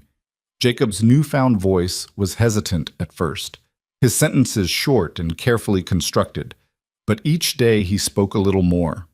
He asked questions about the horses and the cattle, wondered aloud about whether spring would come early, told meandering stories about his wooden horse's adventures. Sometimes he went quiet again for hours, retreating back into silence when the world felt overwhelming, but Emma learned not to push. She simply stayed present, accepting both his words and his silences as equally valid. Owen flourished under the attention Emma could now more freely provide. She helped him with mathematics in the afternoons, explaining concepts Nathan didn't have time or sometimes knowledge to teach. She found old newspapers Nathan had saved for kindling and let Owen read the stories, feeding his hunger for information about the wider world. And when Owen confessed his dream of attending a real academy someday, Emma didn't dismiss it as impractical, but instead suggested he write to the territorial school board to inquire about scholarship opportunities. "Papa will never allow it," Owen said, but his eyes held hope despite his words. "Let's find out what's possible first," Emma replied. "Then we'll talk to your father about the future." Lily remained the most complicated, her emotions swinging between acceptance of Emma's presence and fierce protective loyalty to her mother's memory. Some days she worked alongside Emma with easy companionship, sharing stories about Sarah, how she'd sung while she worked, her talent for predicting weather, her insistence that children needed beauty alongside survival. Other days, Lily withdrew into formality, calling Emma Miss Emma instead of just Emma, maintaining careful distance as though reminding herself not to grow too attached. Emma understood. Lily had been parentified too young, forced into adult responsibilities before she'd finished being a child. Surrendering that role meant trusting Emma not just with household tasks, but with the family's emotional well-being. That kind of trust couldn't be rushed. Nathan, true to his word, was indeed bad at letting people matter. He'd have days of relative openness, helping Emma with heavy tasks without being asked, sitting at the dinner table and actually engaging in conversation, meeting her eyes with warmth that made her breath catch. Then something would spook him, usually a memory of Sarah, or a moment when Emma's laughter filled the house the way Sarah's once had, and he'd retreat behind walls of distant politeness that could last for days. Emma learned not to take it personally, learned to simply wait him out, to continue being present regardless of his emotional availability. And slowly, gradually, his retreats became shorter and his returns easier, as though he were learning that letting her matter wouldn't actually destroy him. They were navigating this fragile new dynamic when Owen came down with fever in late February. It started mild, a slight flush, a complaint of headache, but by evening his skin was burning and he was shaking with chills despite being buried under every blanket they could find. Emma recognized the terror in Nathan's face immediately. Fever had taken Sarah. Fever was the enemy that had shattered this family once before, and now it had returned for his son.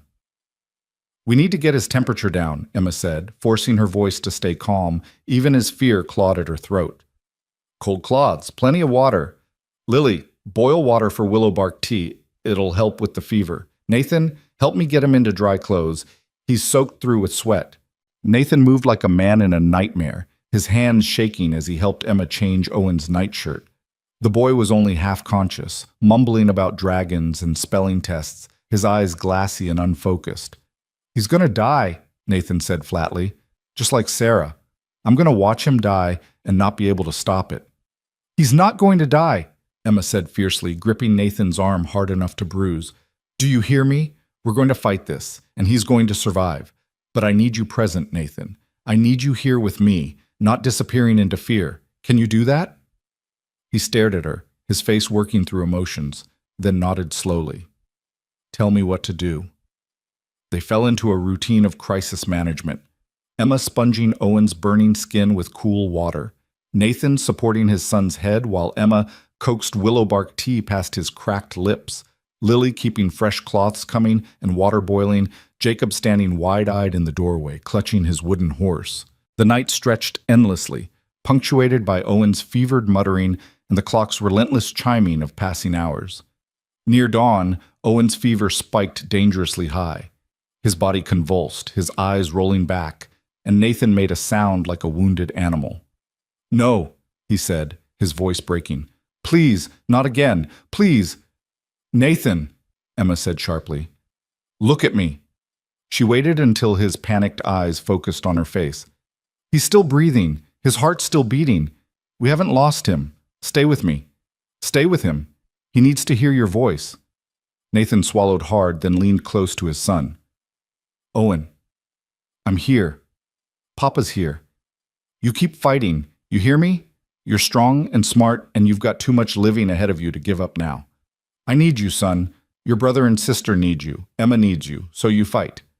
Whether Owen heard or not, Emma couldn't say, but Nathan's voice seemed to steady him. The convulsions eased, and though the fever remained high, it stopped climbing. They continued their vigil through the morning, taking turns holding cold claws to Owen's forehead, forcing tiny sips of water past his lips, talking to him constantly. Nathan sharing memories of Owen's childhood, Emma describing the books she'd teach him when he was well, Lily promising to make his favorite berry pie, Jacob offering to let him play with the wooden horse. By noon, the fever finally broke. Owen's skin cooled, his breathing deepened from shallow pants to regular sleep, and Emma felt her knees nearly give out with relief. Nathan buried his face in his hands and wept, great wrenching sobs he'd probably been holding back since Sarah's death. Emma moved to him and pulled his head against her shoulder, letting him shake apart in her arms while Lily cried quietly into her apron and Jacob pressed close to Emma's side. "He's going to be all right," Emma murmured intimate to Nathan's hair. "You didn't lose him. He's going to be all right." When Nathan finally composed himself, he looked at Emma with red-rimmed eyes. "I couldn't have survived this without you. If I'd been alone again, watching another person I love—" He stopped, shook his head. "Thank you for being here, for knowing what to do, for not letting me drown in fear. We're a family," Emma said simply. "This is what families do." The words hung in the air between them, enormous in their implications. Nathan reached up and cupped her face in his rough palm, his thumb brushing her cheekbone. "A family," he repeated quietly, as though testing the idea. Then, "Yes, I suppose we are."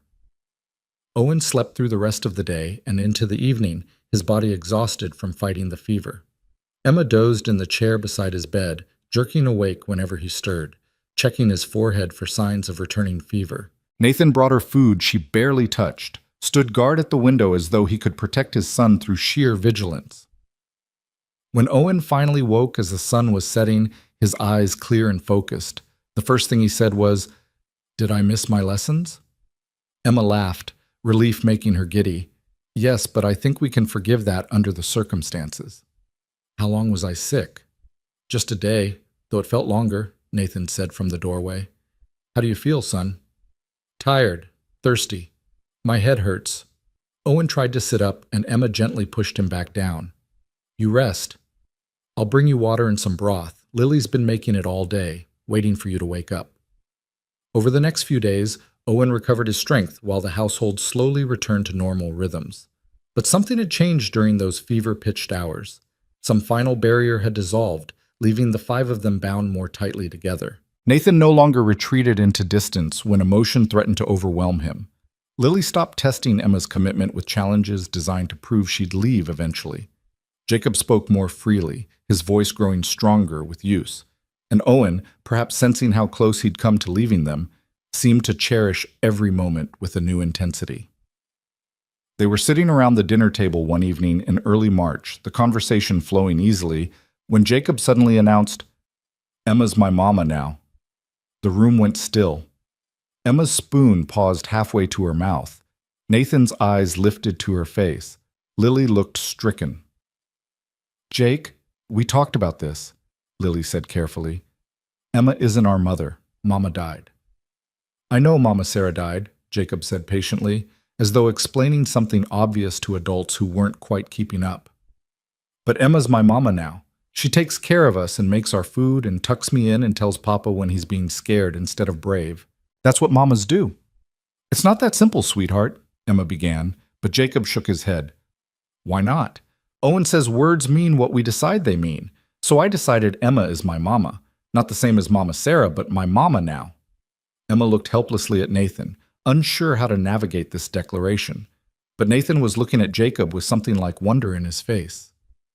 I think, Nathan said slowly, that Jake might be wiser than the rest of us. Maybe mama isn't about blood or replacement. Maybe it's just about who stays and who loves and who shows up every day. His eyes found Emma's across the table. In which case, if Jake wants to call you mama, I think that's his right to choose. But mama, Lily started, her voice tight. Your mama Sarah would want you to be loved and cared for, Nathan interrupted gently. She'd want you to have someone who helps carry the weight. She wouldn't see Emma as a threat to her memory. She'd see her as a gift. Lily's eyes filled with tears, but she nodded slowly. Mama always said love multiplies. It doesn't divide. That having more people to love doesn't mean loving anyone less. That sounds like something Sarah would say, Emma said softly. So you'll let me call you Mama? Jacob pressed, needing confirmation. Emma reached across the table and took his small hand in hers. If that feels right to you, then yes, I'd be honored. Jacob beamed, satisfied, and returned to his dinner as though he hadn't just fundamentally redefined the family structure. But Emma noticed Owen watching her thoughtfully, and Lily's expression shifting from grief to something that might have been tentative acceptance. That night, after the children were asleep and the house was quiet, Emma stood at the kitchen window watching snow fall in the darkness. She heard Nathan's footsteps behind her but didn't turn.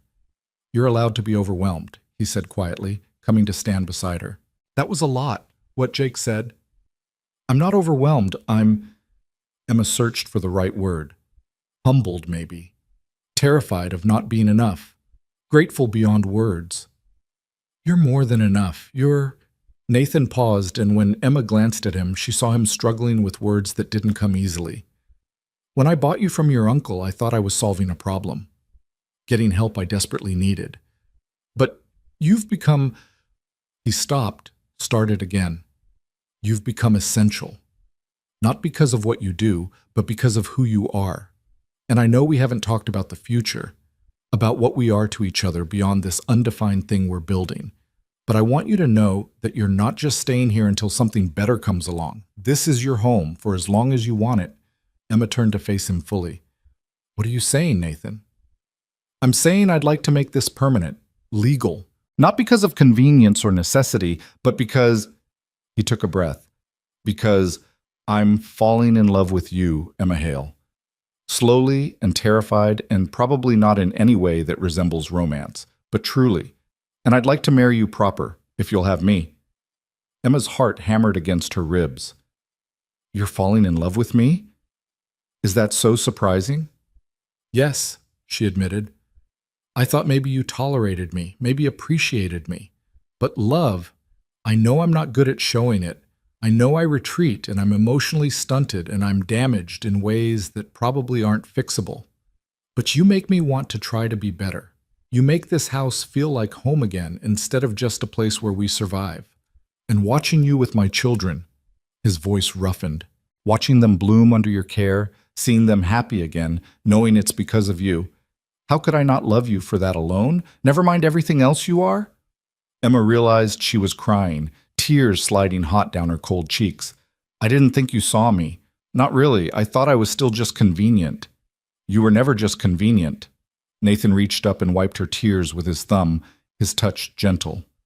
From the first night when you slept in Sarah's nightgown, and I heard you crying through the wall, I knew you were a person carrying her own grief and trying to make space for ours. You were never just a tool. I was just too afraid to admit you'd become important. I love you too, Emma whispered, the words tumbling out before she could second-guess them. I've been trying not to. Trying to protect myself from caring too much about someone who might never care back. But I love you, Nathan. And I love your children. And yes, I'll marry you. Not because I need security or because it's practical, but because this has become my family, and I want to make it official. Nathan pulled her into his arms then, holding her tight enough that she could feel his heart pounding against her own. They stood that way for a long time, two damaged people who'd found each other through transaction, but had chosen each other through love, neither speaking because words seemed insufficient for the enormity of what they'd just confessed. Finally, Nathan pulled back enough to look at her face. I don't have a ring, and I can't promise you an easy life. Ranch work is hard, winters are brutal, and my children come with complications and needs. Nathan, Emma interrupted, smiling despite her tears. I walked into a snowstorm because I thought I didn't matter. You came after me. You've given me a home and a family and a purpose. I don't need a ring or promises of ease. I just need this, us, messy and imperfect, and figuring it out as we go. He kissed her then, gentle and reverent, and Emma tasted salt from both their tears and thought that nothing in her life had ever felt more right than this moment, this man, this family she'd been bought into but had chosen to stay in. When they finally separated, both of them shaking slightly, Nathan said, We should tell the children tomorrow. They should know we're making this permanent. They'll be happy, I think. At least Jake and Owen will be. Lily might need more time to adjust to the idea. Lily's stronger than she looks, and she cares about you even when she's protecting herself from caring too much. He tucked a strand of Emma's hair behind her ear. We'll tell them together, as a family, the way everything should be from now on. Emma nodded, peace settling over her like the snow settling over the valley outside. She'd been sold for $60 and a sack of grain, traded away by family who saw her as a burden. But she'd found her way to people who saw her as essential, who loved her not for what she could do, but for who she was. And tomorrow they'd make it official, this ragged, beautiful family they'd stitched together from grief and need and finally, choice. The snow continued falling outside, but inside the house was warm, and Emma was home in ways she'd never been home before. The future stretched ahead, uncertain and surely difficult, but they'd face it together now, not as employer and employee, not as purchased convenience and desperate widower, but as partners choosing love despite fear, choosing family despite loss, choosing hope despite every reason winter had given them to surrender to cold. Morning arrived with the particular clarity that follows snow, the world outside scrubbed clean and gleaming under pale sunlight. Emma woke earlier than usual, her body humming with nervous energy from the previous night's confessions. Nathan loved her. She loved him. They were going to marry, make permanent what had begun as transaction. The reality of it felt both inevitable and impossibly fragile, as though speaking it aloud might somehow break the spell.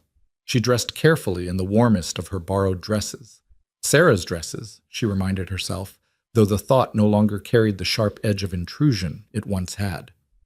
Sarah would want her clothes worn, her house maintained, her children loved. Emma was beginning to understand that honoring the dead didn't require keeping everything frozen in time, but rather allowing life to continue in ways that would have made them proud. When she entered the kitchen, Nathan was already there, feeding wood into the stove with methodical precision. He looked up at her approach, and something in his expression made Emma's breath catch. Vulnerability mixed with determination, fear mixed with hope. They'd crossed a threshold last night that couldn't be uncrossed, and both of them knew it. "Morning," he said quietly, his voice carrying the roughness of a man who hadn't slept much. "Morning." Emma moved to the pump, began filling the kettle for coffee. "Did you sleep at all?" "Some. Kept thinking about how to tell the children. Kept worrying I'd say it wrong, or they'd—" He stopped, shook his head. "I'm not good at this. At big moments that require the right words." "Then we'll use simple words," Emma said, setting the kettle on the stove. "We'll tell them the truth, that we care about each other, that we want to make this family official, that nothing has to change except maybe everything will be a little more secure, a little more certain." "When you say it, it sounds simple." "It is simple. We're just afraid it isn't." She moved to him, placed her hand over his on the stove poker. "Nathan, they already see us as a family. Jake calls me Mama. Lily trusts me with her grief. Owen asked me to teach him. We're not announcing something new, we're just naming what already exists." He turned his hand over, lacing his fingers through hers. "You're right. You're always right about things like this." "Not always, but I'm right about us." They stood that way until they heard footsteps on the stairs. Lily descending, her movements careful as always, conscious of waking her brothers too early. She stopped when she saw her father and Emma standing close, hands linked, and something shifted in her young face. "Did something happen?" she asked, wariness creeping into her tone. "Come sit," Nathan said, releasing Emma's hand but staying close. "We need to talk with you, with all of you, once your brothers wake." Lily's eyes widened. "Is someone sick? Did something happen with the ranch?" "No, nothing like that. It's good news, actually, or we hope you'll think it's good news." Nathan was already fumbling the words. Emma could see, panic making him clumsy. She stepped in gently. "Your father and I have decided to get married," Emma said simply. "We wanted you children to know first, before we made any formal plans." Lily stood frozen, her face cycling through emotions too quickly to name.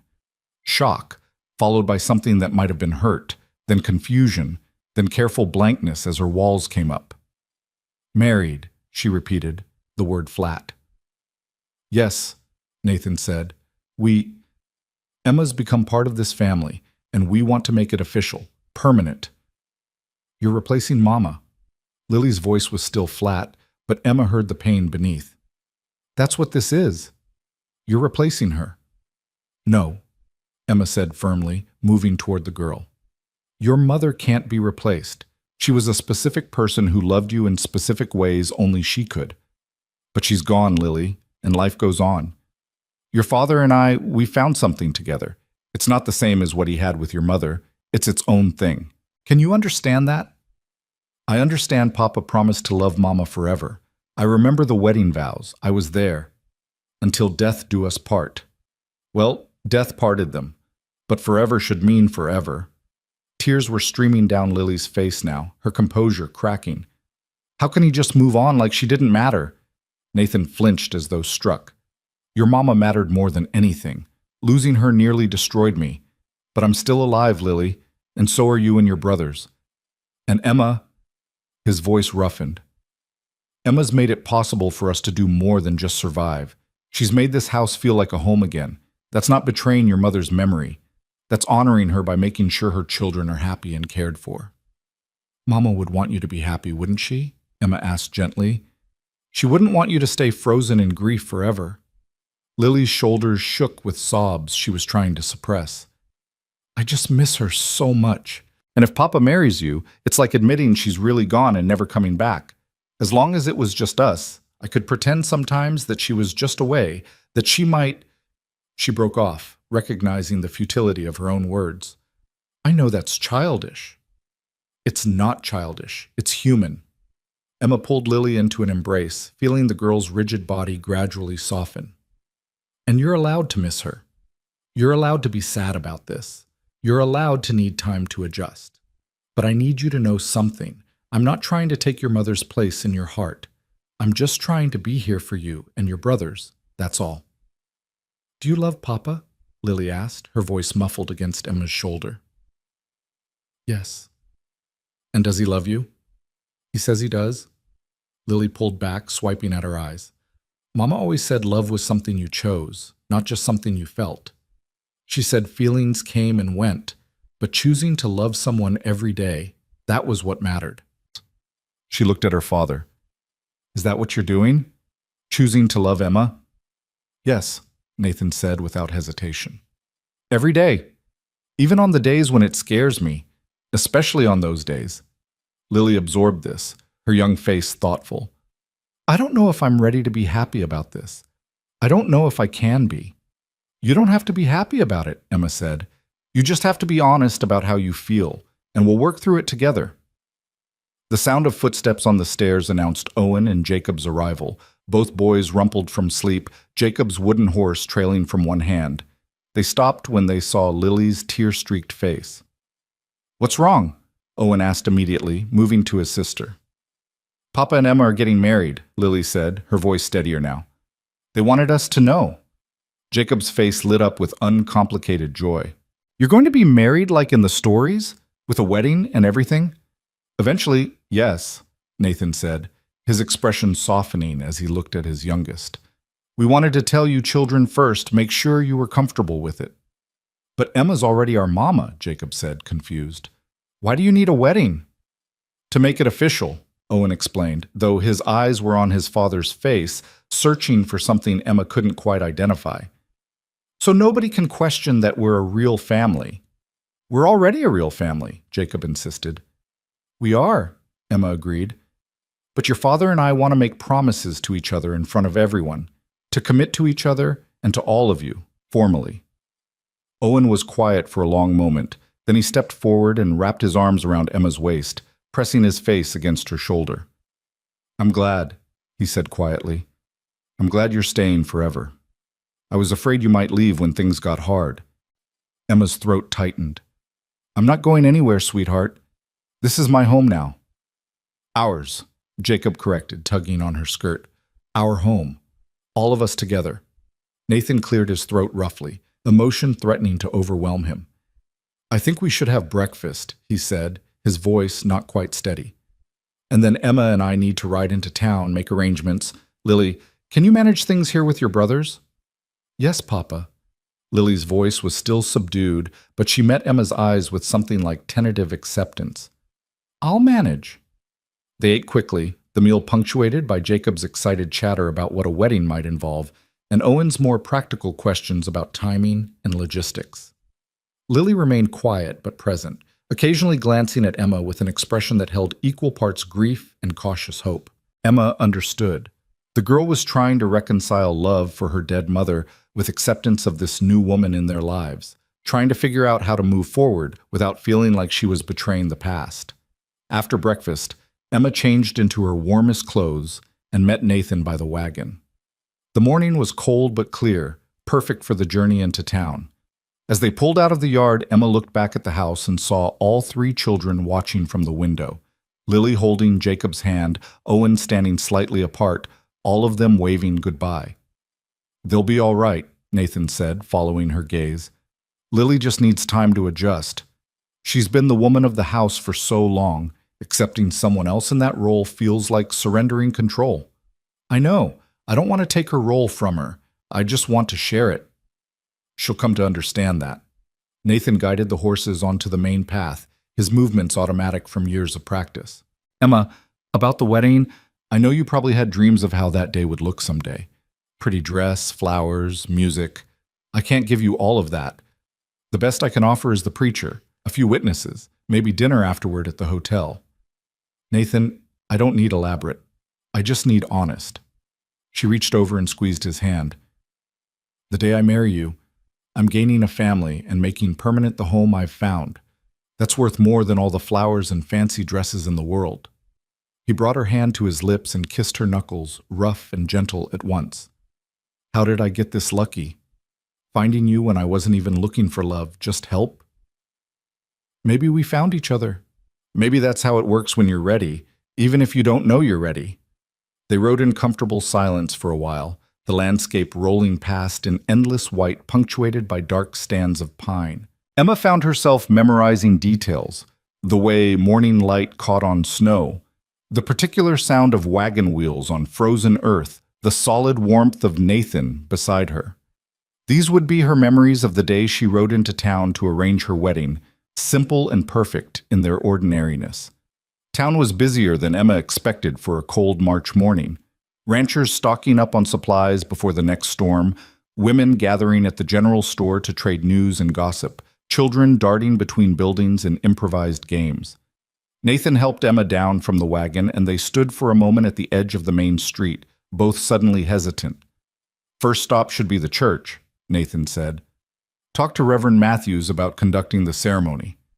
They found the Reverend in his small office behind the church, bent over ledgers with reading glasses perched on his nose. He looked up when they entered, surprise crossing his weathered face.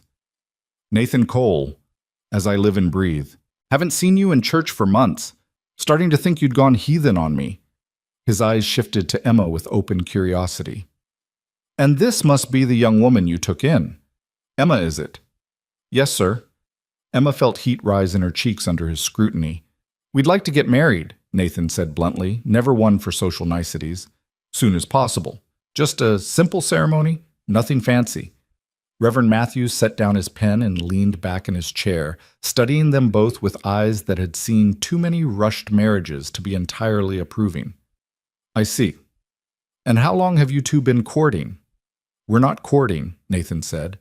Emma's been helping with my household since January. We've decided to make the arrangement permanent. An arrangement. The Reverend's tone suggested he'd heard this story before and didn't much like how it usually ended. Son, marriage is a sacred covenant, not a business transaction. Are you both entering this freely with full understanding of what you're promising? Yes, Emma said firmly before Nathan could respond. I know what some people think, that I'm a desperate woman taking what she can get, or that Nathan's just trying to get free labor bound by law. But that's not what this is. We've built something real these last months. We care about each other and about his children. This isn't convenience, Reverend. It's commitment. The old man's expression softened slightly. Well spoken. And you, Nathan? You've had time to grieve your Sarah? You're not rushing into this to avoid feeling what needs to be felt? Nathan was quiet for a long moment, and Emma held her breath, hoping he wouldn't retreat into the emotional distance that had defined him for so long. But when he spoke, his voice was clear and certain. I'll never stop grieving Sarah. She was my first love, the mother of my children, and I'll carry her memory until I die. But Emma's right. We've built something real. She's made my children smile again. She's made me remember there's more to life than just getting through each day. I love her, Reverend, not the same way I loved Sarah, but just as truly. And I want to marry her because she deserves that security and because I want to spend whatever time I have left making her happy. Emma felt tears prick her eyes at the simple honesty of his words. The Reverend seemed equally moved, clearing his throat gruffly. All right then. I'll marry you. When were you thinking? 2 weeks from this Sunday, Nathan said. That gives us time to prepare. Tell people who need to know. Will that work? That works. Come by the church after service that day. Bring witnesses. I assume you'll want your children present. Yes, and maybe a few neighbors. Nothing large. They made the arrangements quickly. Time, date, what readings Nathan wanted included. The Reverend seemed satisfied that this was a genuine marriage rather than mere convenience. And by the time they left the church, some of Emma's nervousness had eased. They'd taken the first official step. In 2 weeks, she'd be Emma Cole, legally and permanently part of this family she'd grown to love. Their next stop was the general store, where Nathan wanted to buy Emma fabric for a new dress. She protested that her borrowed clothes were fine, but he was adamant. You should have something that's yours, he said. Something you chose that fits you proper. Consider it an early wedding gift. The store was crowded with women examining bolts of cloth and trading gossip. Emma noticed how conversations faltered when she and Nathan entered, how eyes tracked their movements with open curiosity. The whispers started almost immediately. That's the girl George Hale sold to Nathan Cole, isn't it?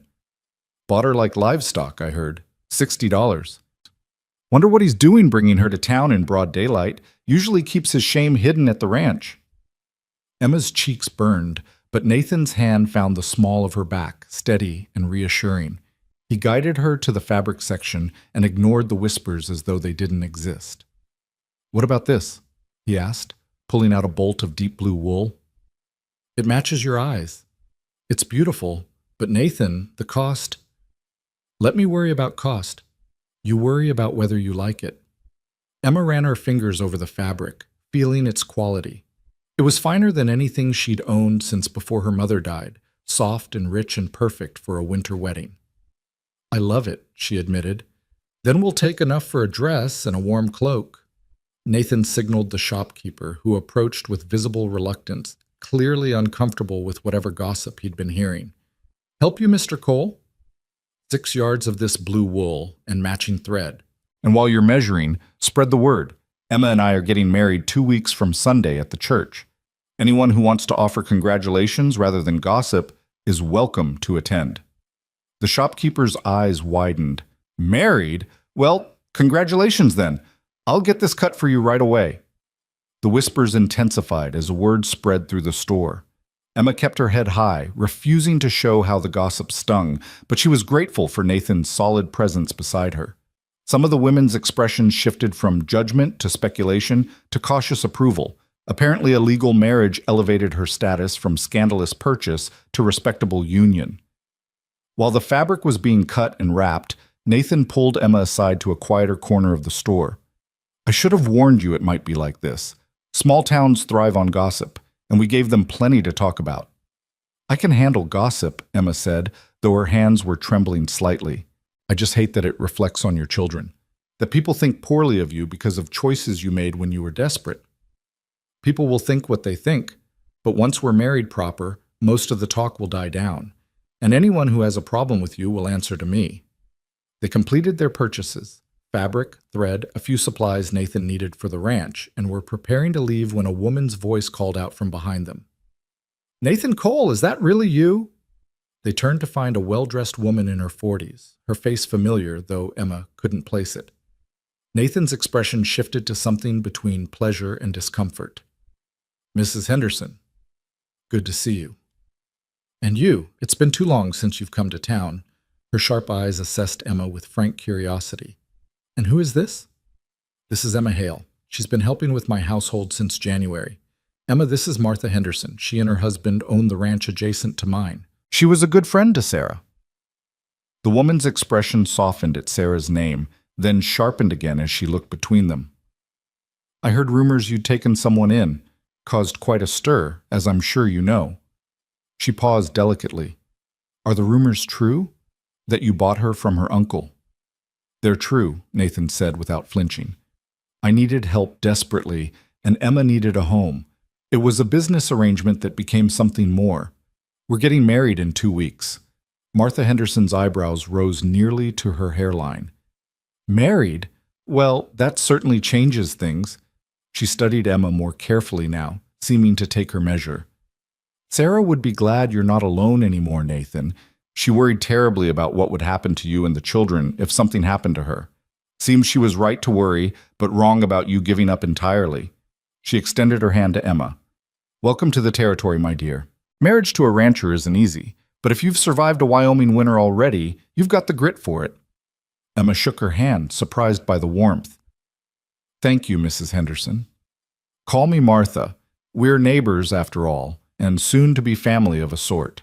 She glanced at Nathan. "You'll bring her to the spring gathering, I hope. The women are always eager to meet someone new, and Emma should know who she can count on when times get hard." "We'll see," Nathan said non-committally, clearly uncomfortable with the social expectations. But Emma noticed Martha's eyes held genuine kindness, and she found herself grateful for this unexpected ally. They said their goodbyes and headed back to the wagon, Emma carrying her wrapped fabric like precious cargo. The sun was high now, warming the air fractionally, and Emma felt some of the tension from the morning's encounters begin to ease. "She seemed nice," Emma ventured as they drove out of town. "Martha Henderson." "She is. Her and Sarah were close. Martha helped when the children were born, came over after Sarah died to help me through the worst of it. I probably should have stayed in better touch, but..." He trailed off, and Emma understood. Maintaining connections required emotional energy he hadn't possessed. "Maybe we can change that. Build some connections outside just the 5 of us." "Maybe." Nathan was quiet for a moment, then said, "I want to stop somewhere before we go home. There's something I need to do." He guided the wagon off the main path, following a smaller trail that led to a gentle rise overlooking the valley. At the top sat a small cemetery, its wooden crosses and simple stone markers standing sentinel over the territory's dead. Nathan brought the horses to a stop and sat staring at one grave in particular, his face unreadable. "Sarah's buried here," he said quietly. "I haven't visited since we laid her to rest. Couldn't bear it. But I think I need to now. Before we marry. Need to..." He struggled for words. "Need to say goodbye proper. Tell her about you, about the children. Make peace with moving forward." Emma's throat tightened. "Do you want me to come with you or wait here?" "Come with me. Please. I want her to know..." He stopped, shook his head. "I don't know what I want her to know. Maybe that I tried to honor her by taking care of our children, that I didn't give up even when I wanted to, that I found someone who loves them almost as much as she did." They walked together through the cemetery, Nathan leading Emma to a grave marked by a simple wooden cross bearing Sarah's name and the years of her too short life. Someone, Probably Nathan, in those first raw months, had planted wildflowers around the base, though they were dormant now beneath the snow. Nathan stood silently for a long time, his hat clutched in his hands, his face working through emotions. Emma stayed close but didn't touch him, understanding this was a private grief that predated her arrival and deserved its space. Finally, Nathan spoke, his voice rough and low. "Sarah, I know you can't hear me. I know you're gone, and nothing I say changes that. But I need to tell you some things anyway, even if it's just for me." He paused, gathering himself. "I tried to keep going after you died. Tried to be strong for the children, keep the ranch running, do everything you would have wanted. But I was barely surviving, and the children were suffering for it. Lily grew up too fast, Owen stopped dreaming, and Jacob—" His voice broke. Jacob stopped talking entirely. "I failed them, Sarah. I failed you." Emma's heart ached watching him struggle with guilt he'd been carrying for 2 years. "But then Emma came," Nathan continued, "and she started putting us back together, piece by piece. She got Jacob talking again. She's teaching Owen and helping Lily remember she's still a child. She's made our house feel like a home again, instead of a tomb we're all trapped in." He paused, tears streaming down his face now. "I love her, Sarah. Not the same way I loved you. You were my first everything, and I'll never stop being grateful for the years we had. But Emma's become precious to me, and I need to know—" His voice caught. "I need to know it's all right. That loving her doesn't mean I'm betraying you." The wind picked up, rustling through bare branches, and Emma could almost imagine it was Sarah answering, giving her blessing. Nathan seemed to feel it too, his shoulders relaxing slightly. "I'm going to marry her in 2 weeks," he said, his voice steadier. "Make her part of our family official. The children need her, and so do I. But I want you to know you'll always be their mother. I'll make sure they remember you, that they know how much you loved them. Emma understands that. She's not trying to erase you." He paused one last time. "Thank you for the years we had. Thank you for our children. And please, if there's any way, watch over us. All of us. We're going to be all right, but we could still use your guidance." He stood for another moment, then bent and brushed snow from the base of the cross with gentle hands. When he straightened, his eyes were red but clearer somehow, as though a weight he'd been carrying had finally been acknowledged and partially released. Emma took his hand when he rejoined her, and they walked back to the wagon in silence. As they climbed onto the seat and Nathan guided the horses back toward the main path, Emma finally spoke. "That was brave. What you did. It was necessary. I couldn't move forward properly while still holding on so tight to the past." He glanced at her, his expression raw but honest. "I meant what I said to her. You're precious to me. I want our marriage to be real, not a convenience or an arrangement, but a partnership built on love and respect. That's what I want too." They rode home through the afternoon, the sun slanting long across the snow, both of them quiet but comfortable in their silence. When they crested the final ridge and saw the ranch spread below them, smoke rising from the chimney, horses moving in the corral, and 3 small figures running out to greet them, Emma felt peace settle over her like a warm blanket. This was home. This was family, and in 2 weeks it would all be official, bound by vows spoken before community and whatever higher power watched over desperate people finding their way toward hope. The children surrounded the wagon as Nathan brought it to a stop, all of them talking at once about their day. Lily had made bread that turned out perfectly. Owen had seen a hawk hunting near the creek. Jacob had built an entire village with his blocks and wanted Emma to see it before dinner. Emma descended into their noise and excitement, letting it wash over her, and caught Nathan's eye across the chaos. He smiled at her, really smiled, open and genuine and full of promise, and Emma smiled back, understanding that whatever challenges lay ahead, they'd face them together. That night, after dinner and chores and children tucked into bed, Emma sat at the kitchen table with her new fabric spread before her, beginning to plan the dress she'd wear when she became Emma Cole. Nathan sat across from her, mending harness leather, occasionally looking up to watch her work. Neither spoke much, but the silence was full of shared understanding, of plans being woven and futures being chosen. 2 weeks, Emma thought, running her fingers over the soft blue wool. 2 weeks until she stood before a preacher and made promises that would bind her to this man and these children forever. 2 weeks until the girl sold for $60 became the woman who chose love, despite every reason to protect her heart. It seemed both impossibly far away and terrifyingly close. But Emma was ready. After 18 years of being unwanted and 7 years of being a burden, she was finally ready to be chosen, to belong, to matter in ways that transcended transaction. She looked up and found Nathan watching her, his eyes soft in the lamplight. 2 weeks, she said, and he nodded. 2 weeks, he agreed. And then forever. Emma smiled, folded her fabric carefully, and carried it to her small room where she'd sleep alone for 14 more nights. After that, everything would change. After that, she'd be home in every sense of the word, bound by law and love to the family she'd found in the frozen heart of winter. The 2 weeks before the wedding passed in a blur of preparation and anticipation. Emma worked on her dress in the evenings after the children were asleep, her stitches small and careful, each one a promise she was making to herself as much as to Nathan.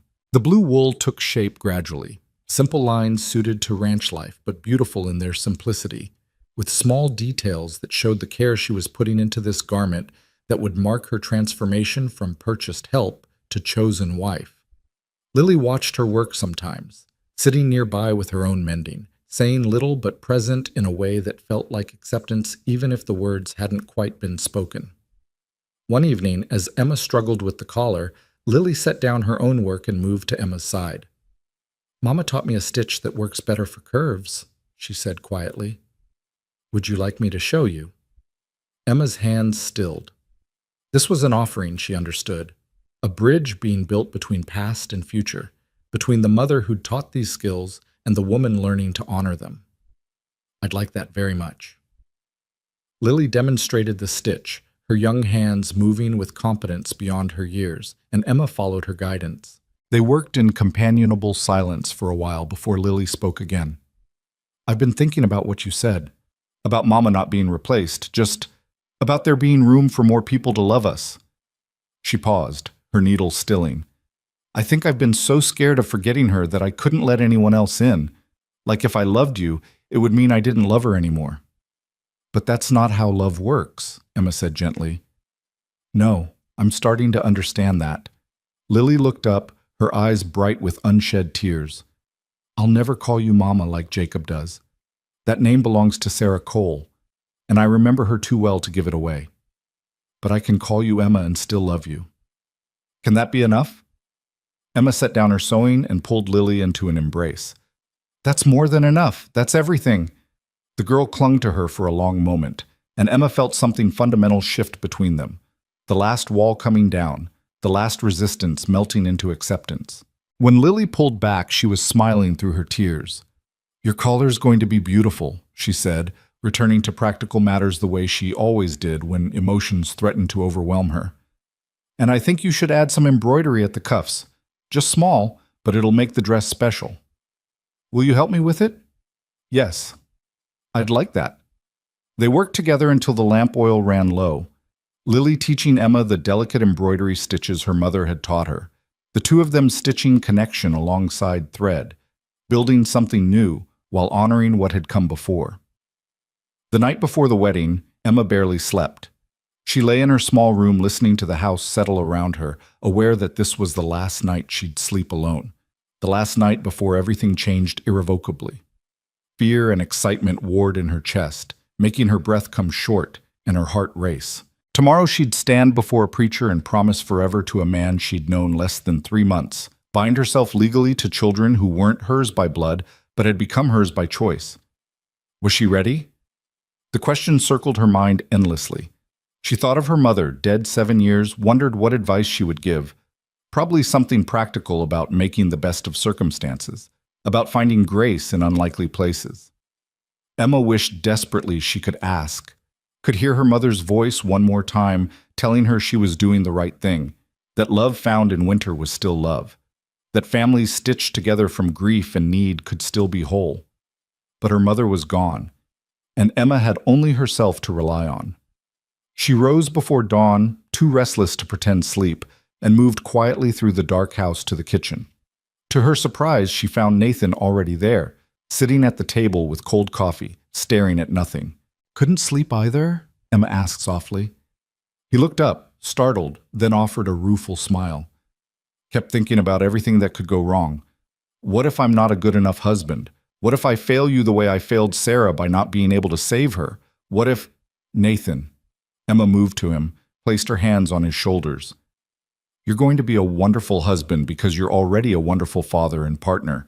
Yes, things will go wrong sometimes. That's life. But we'll face them together. That's what marriage means." "You're not scared?" "Terrified," Emma admitted. "But I'm also certain. We're choosing each other, Nathan. That's worth being scared for." He pulled her down onto his lap, wrapped his arms around her, and they sat that way in the pre-dawn darkness, drawing strength from each other's presence. When the first light began to color the eastern sky, they separated reluctantly and began the day that would change everything. The children woke excited and nervous, their energy filling the house with barely contained chaos. Jacob insisted on wearing his best clothes, even though the wedding wasn't until afternoon, and had to be convinced to change back into everyday wear for morning chores. Owen asked 100 questions about wedding traditions and legal requirements, his scholar's mind needing to understand every detail. And Lily moved through the morning with unusual quietness, helping Emma with her hair and dress when the time came, her touch gentle and careful. "You look beautiful," Lily said when Emma was finally ready, standing before the small mirror in her room. The blue dress fit perfectly, the embroidery at the cuffs catching the light, her hair pinned up in a style Lily had shown her. "Papa's going to forget how to breathe when he sees you." Emma laughed despite her nerves. "I don't know about that." "I do. I've seen how he looks at you when he thinks no one's watching. Like you're something precious he's afraid to break." Lily paused, then added quietly, "Mama used to say Papa looked at her that same way, especially after we children were born. Like he couldn't believe his good fortune. I hope I can make him half as happy as your mother did." "You already do, in different ways maybe, but just as real." Lily squeezed Emma's hand. "I'm glad you're becoming our family officially. I'm glad Papa won't be alone anymore." They embraced briefly, then Lily went to finish getting her brothers ready, while Emma took a few moments alone to compose herself. She looked at her reflection and barely recognized the woman staring back, no longer the unwanted niece traded away for $60, but someone loved and chosen, about to promise forever to a man who'd somehow become essential in the span of a winter. The ride to town passed too quickly and not quickly enough. Nathan drove the wagon with careful attention, dressed in his best suit that he'd clearly had cleaned for the occasion. The children sat in the back, Jacob chattering excitedly about weddings and celebrations, Owen reading quietly from a book of poetry he'd found, Lily watching the landscape pass with thoughtful eyes. When they reached the church, several wagons were already there. Martha Henderson had apparently spread word of the ceremony, and curious neighbors had come to witness the rancher and his purchased help, making their arrangement respectable. Emma felt a moment of panic at the sight of the gathering, but Nathan's hand found hers and squeezed. "Just you and me," he murmured. "Everyone else is just decoration." Reverend Matthews met them at the church door, his weathered face kind. "Ready?" he asked, and when they both nodded, he gestured them inside. The ceremony itself was simple and brief. Nathan and Emma stood before the altar with the children arranged around them, Lily to Emma's right, Owen and Jacob flanking their father.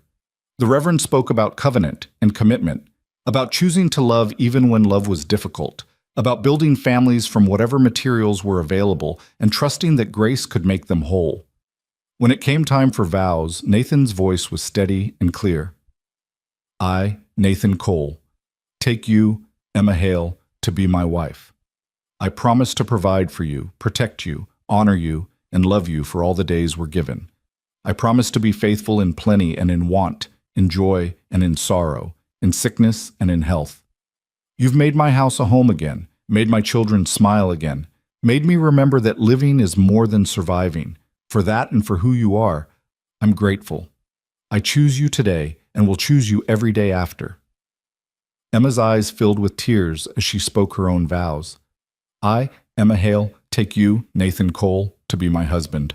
I promise to stand with you through whatever comes, to care for your children as my own, to build a life with you based on honesty and love. You gave me a home when I had none, a family when I was alone, a purpose when I felt worthless. You chose to see me as a person when others saw me as convenient. I choose you today and will choose you every day after." The Reverend pronounced them husband and wife, and when Nathan kissed Emma, gentle and reverent and full of promise, she heard Jacob cheer and Owen clap and Lily sniffle back tears. The small congregation offered polite applause, and just like that, Emma Hale became Emma Cole, legally and permanently bound to this family that had become her whole world. Martha Henderson insisted they come to the hotel for a celebratory dinner, and the small party moved through town to the dining room Martha had reserved. It was more elaborate than Emma had expected. Roasted chicken and potatoes, fresh bread, even a small cake Martha had commissioned from the baker. The children ate with good appetite, Jacob regaling anyone who would listen with detailed descriptions of the ceremony, while Owen and Lily sat quietly content. Emma found herself surrounded by ranchers' wives offering advice and welcome, their earlier gossip replaced by genuine friendliness now that she was respectably married. She accepted their well wishes graciously, aware that this was part of integrating into the community, building the connections that would sustain them through hard times ahead. As the afternoon wore into evening, Nathan leaned close and whispered, "Ready to go home, Mrs. Cole?" The name sent a thrill through Emma. "Yes, I think so." They gathered the children and made their goodbyes, accepting final congratulations and promises to visit. The wagon ride home was quieter than the morning journey, all of them tired from the excitement and emotion of the day. Jacob fell asleep against Lily's shoulder, and Owen's head drooped as exhaustion claimed him. When they reached the ranch, Nathan carried Jacob inside while the others stumbled in, half asleep. Emma helped Lily get the boys into bed, then retreated to what had been her small room to change out of her wedding dress. But when she emerged, Nathan was waiting in the hallway. "Your things," he said quietly. "I moved them to our room while we were gone. If that's all right, if you'd rather keep separate rooms until—" "No," Emma interrupted. "I'm your wife now. We're partners in everything." He led her to the bedroom he'd shared with Sarah, and Emma felt a moment of hesitation at the threshold. But the room had been changed. New quilts on the bed, fresh curtains at the window, small touches that showed Nathan had tried to make it theirs rather than his and Sarah's. Emma was grateful for his thoughtfulness, for understanding that she needed to build something new rather than simply inhabit what had been. They stood awkwardly for a moment, both suddenly shy despite the intimacy they'd been building for months. Finally, Nathan cleared his throat.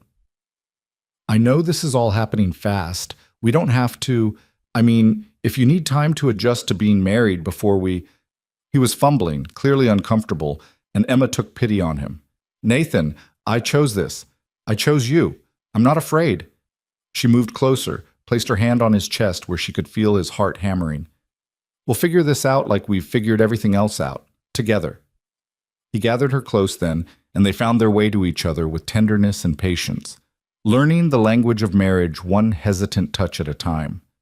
It wasn't perfect or smooth, but it was real and honest and full of promise for all the nights to come. Later, lying in the darkness with Nathan's arm around her and his breath evening into sleep, Emma stared at the ceiling and marveled at how completely her life had transformed. 3 months ago, she'd been a burden in her uncle's house. Now she was a wife and mother, legally bound to people who loved her, building a future she'd stopped believing was possible. Spring came early that year, snow melting into rushing creeks and muddy earth, the world transforming from white to green with startling speed. The ranch work intensified, calving season bringing sleepless nights, fences needing repair after winter's damage, fields requiring preparation for planting. Emma threw herself into the work alongside Nathan and the children, learning the rhythms of ranch life, accepting both its beauty and its brutal demands. Jacob continued to blossom, his voice growing stronger and more confident each day. He followed Emma everywhere, chattering about horses and birds and the 1,000 wonders of the world he'd been silently observing for 2 years. One morning he announced he wanted to learn to read like Owen, and Emma's heart swelled with joy at his eagerness to engage with life again. Owen received a response to his letter to the Territorial School Board. There was indeed a scholarship program for promising students, and he was invited to take an examination in Cheyenne that summer. Nathan initially resisted the idea, worried about losing Owen's help on the ranch, but Emma gently reminded him that every parent's job was to prepare their children for futures beyond what they themselves could provide. "He's brilliant, Nathan," Emma said one evening as they watched Owen absorbed in another book. "He deserves the chance to see how far that brilliance can take him. We can manage the ranch without him if we need to." Nathan struggled with it, Emma knew. The idea of his son leaving, even for education, triggered fears of loss he'd never fully conquered. But eventually he agreed to let Owen take the examination, and the boys' joy at the news was reward enough for any sacrifice they might have to make. Lily gradually shed the adult responsibilities she'd carried too long, allowing herself to be 12 years old again. She laughed more freely, played with Jacob instead of constantly supervising him, even brought home a stray kitten she'd found near the creek and begged to keep. Nathan grumbled about not needing another mouth to feed, but Emma noticed he was the one who built a special bed for the kitten near the stove and ensured it had milk each morning. The family fell into new rhythms, more relaxed than before Emma's arrival, built on foundation of mutual care and honest communication. Disagreement still happened, Nathan retreating into silence when stress overwhelmed him, Lily occasionally testing boundaries to reassert her independence, the boys squabbling over toys or chores. But they faced conflicts together now, talking through problems instead of burying them, trusting that love could survive honest disagreement. It was late April when the crisis came that tested everything they'd built. Nathan and Owen were working the north pasture, checking on new calves, when a commotion near the barn drew Emma from the kitchen. She arrived to find Jacob standing frozen with terror, tears streaming down his face, staring at something behind the woodpile. "Jake, what's wrong?" Emma asked, moving quickly to his side. He pointed with a shaking hand. "Lily," he whispered. "A snake bit Lily."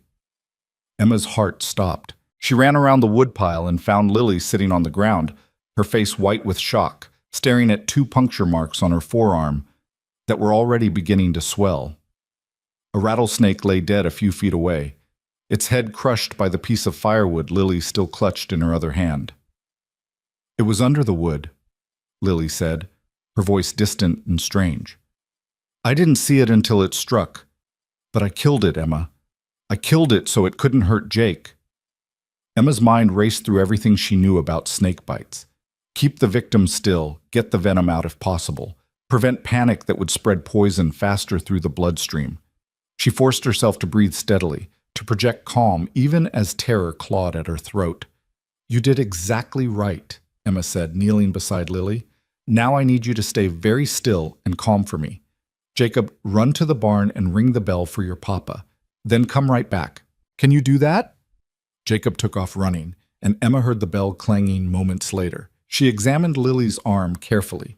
The swelling was spreading, but not as fast as it could be, suggesting maybe the snake hadn't delivered a full dose of venom, or maybe Lily's quick action in killing it had limited the injection. "I'm scared," Lily whispered, her brave facade cracking. "Am I going to die like Mama?" "No," Emma said fiercely, taking Lily's face in her hands. "You are not going to die. I won't let you. Your papa won't let you. We're going to fight this together, and you're going to survive. Do you hear me?" Lily nodded, tears sliding down her cheeks. Jacob returned at a run, throwing himself at Emma's side, and together they waited for Nathan, Emma keeping Lily still and calm, talking to her constantly about anything and everything to keep her from succumbing to the panic that could kill her as surely as the venom. Nathan and Owen appeared at a gallop, Nathan's face going white when he saw Lily's swollen arm. But to his credit, he didn't fall apart. He swung down from his horse and knelt beside his daughter, his hands gentle despite their shaking. "We need to get her to town," he said, his voice tight but controlled. "The doctor there might have anti-venom. Owen, get the wagon ready. Jacob, help your brother. Emma, I'm coming with you," Emma said, brooking no argument. "Lily needs both of us." The ride to town was the longest of Emma's life. Lily lay in the wagon bed with her head on Emma's lap, growing weaker as the venom worked through her system. Emma kept talking to her, kept her conscious, kept her fighting even as Lily's eyes drooped and her breathing grew labored. Nathan drove the horses harder than was safe, and Emma offered no complaint. Getting to the doctor fast was their only chance. They burst into town at full gallop, Nathan shouting for the doctor before the wagon had even stopped. Dr. Morrison came running from his office, took one look at Lily's arm, and barked orders to carry her inside immediately. The next hours were a blur of activity Emma could barely process. The doctor worked over Lily with calm efficiency, administering what anti-venom he had, lancing the wound to drain poison, applying poultices to draw out toxins. Nathan paced like a caged animal, his face ravaged with fear and helplessness. Owen and Jacob huddled together on a bench, watching their sister fight for her life, both boys pale and silent with terror. Emma stayed at Lily's bedside, holding her uninjured hand, talking to her constantly even when Lily seemed too far gone to hear. She told Lily about all the things they'd do together when she recovered, teaching her to make her mother's special berry pie, helping her sew a new dress for summer, maybe getting her a horse of her own to ride. She told Lily how proud Sarah would be of her bravery, how she'd saved Jacob by killing the snake despite her own injury. She told Lily she was loved and needed and essential, that this family couldn't bear to lose her. Nathan eventually came to stand on Lily's other side, his face wet with tears he wasn't bothering to hide. He took his daughter's other hand and added his voice to Emma's, pleading with Lily to stay, to fight, to come back to them. "I can't lose you," Nathan said, his voice breaking. "I can't lose another person I love. You're so strong, Lily girl, stronger than me. You've been holding this family together for 2 years. Now let us hold you. Let us carry you through this, please." Whether their words reached her, or the anti-venom finally began working, or sheer stubborn will kept her tethered to life, Emma would never know. But gradually, slowly, Lily's breathing steadied. The deadly pallor faded from her face. Her eyes flickered open, confused and exhausted, but alive. "Papa?" she whispered. "Emma?" "We're here," Emma said, tears of relief streaming down her face. "We're right here, and you're going to be all right." "Jake? Is Jake safe?" "He's safe," Nathan assured her. "You saved him. You killed the snake before it could hurt him. You were so brave." Lily's eyes drifted closed again, but this time it was exhaustion rather than venom pulling her under. Dr. Morrison checked her vital signs and nodded with satisfaction. "She's turned the corner," he said quietly. "The next 24 hours are critical, but I think she's going to make it. You got her here fast enough, and she's strong. She'll need time to recover. That arm won't be usable for a week or more, and she'll be weak, but she should heal completely." Nathan's knees buckled, and Emma was there to steady him, holding him up while he shook with relief so profound it bordered on collapse. Owen and Jacob crowded close, and for a moment the family simply clung to each other, grateful beyond words that death had been cheated one more time. They stayed in town for 3 days while Lily recovered under the doctor's supervision. Martha Henderson opened her home to them, insisting they use her guest rooms rather than sleep at the hotel or try to make the journey back to the ranch while Lily was still fragile. The kindness of neighbors, some of whom had gossiped cruelly about Emma just months before, humbled her. They brought food and offers of help, sat vigil with the family, proved that community could be genuine when crisis stripped away pretense.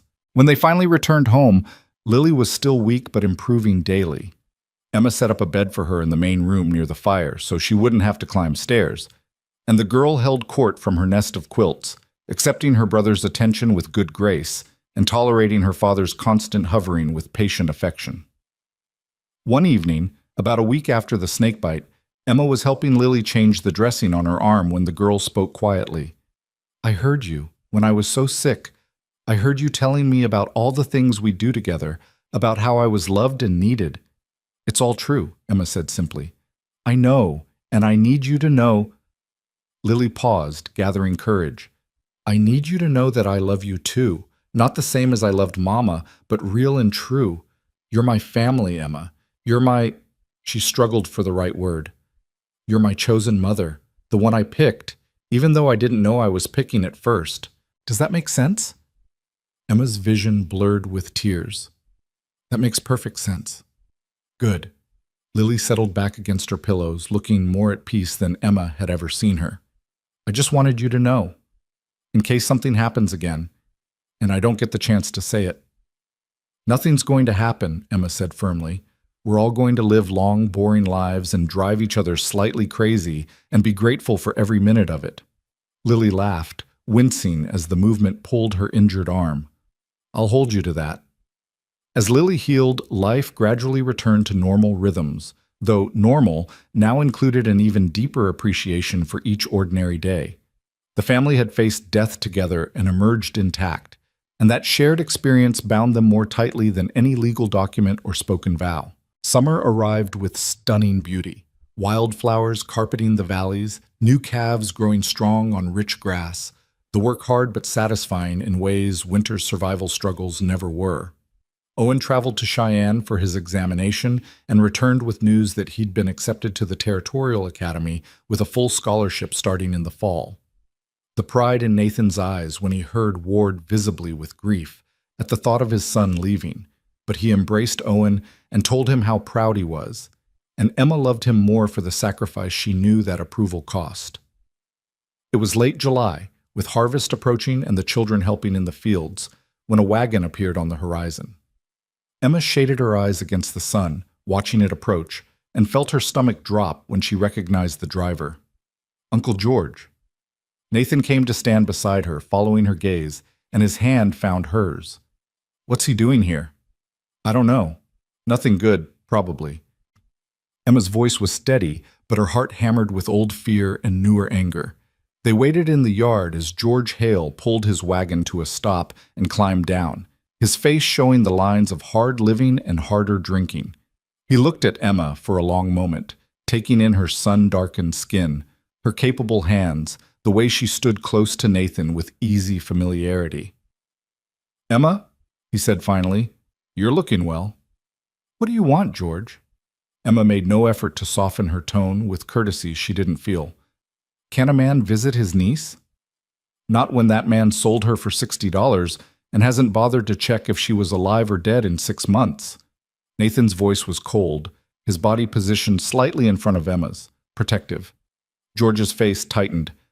"I did what I thought was best. You needed help. I needed—" He stopped, having the grace to look ashamed. "I heard you got married proper. Made it respectable." "It was always respectable," Emma said. "What we've built here is more real than anything your household ever offered me."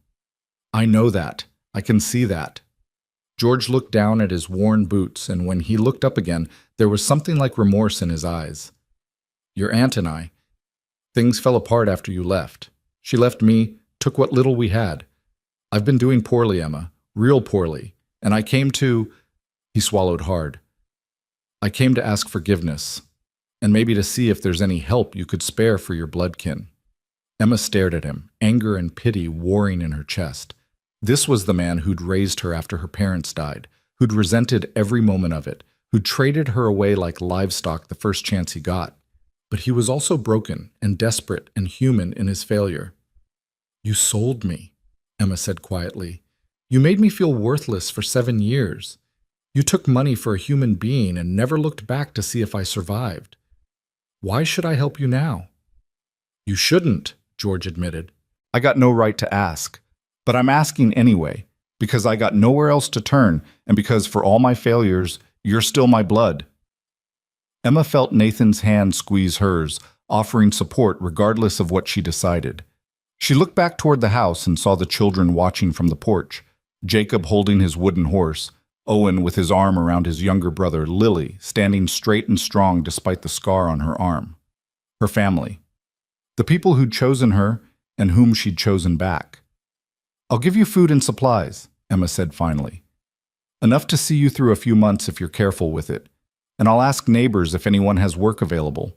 But I won't give you money, and I won't welcome you into our home as though the past didn't happen. You can't undo what you did, Uncle George. You can't take back making me feel like a burden for 7 years." "I know that," George's voice was rough. "And I won't ask for more than you're offering. The food and help finding work, that's more than generous considering—" "It's not generous," Emma corrected. "It's me being a better person than you taught me to be. It's me choosing grace because these people," she gestured toward her family, "taught me I was worth more than I believed. But don't mistake grace for forgiveness. I may forgive you someday, but not today. Today I'm just choosing not to let your failure define who I am." Nathan helped load George's wagon with supplies from their stores, flour, beans, salt pork, enough to keep a man fed if not comfortable.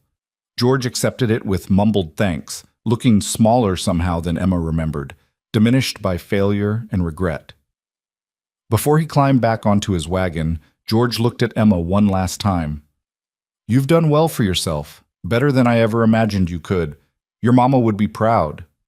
"My mama would be ashamed you sold her daughter," Emma replied. "But yes, I've done well. Not because of you, but in spite of you."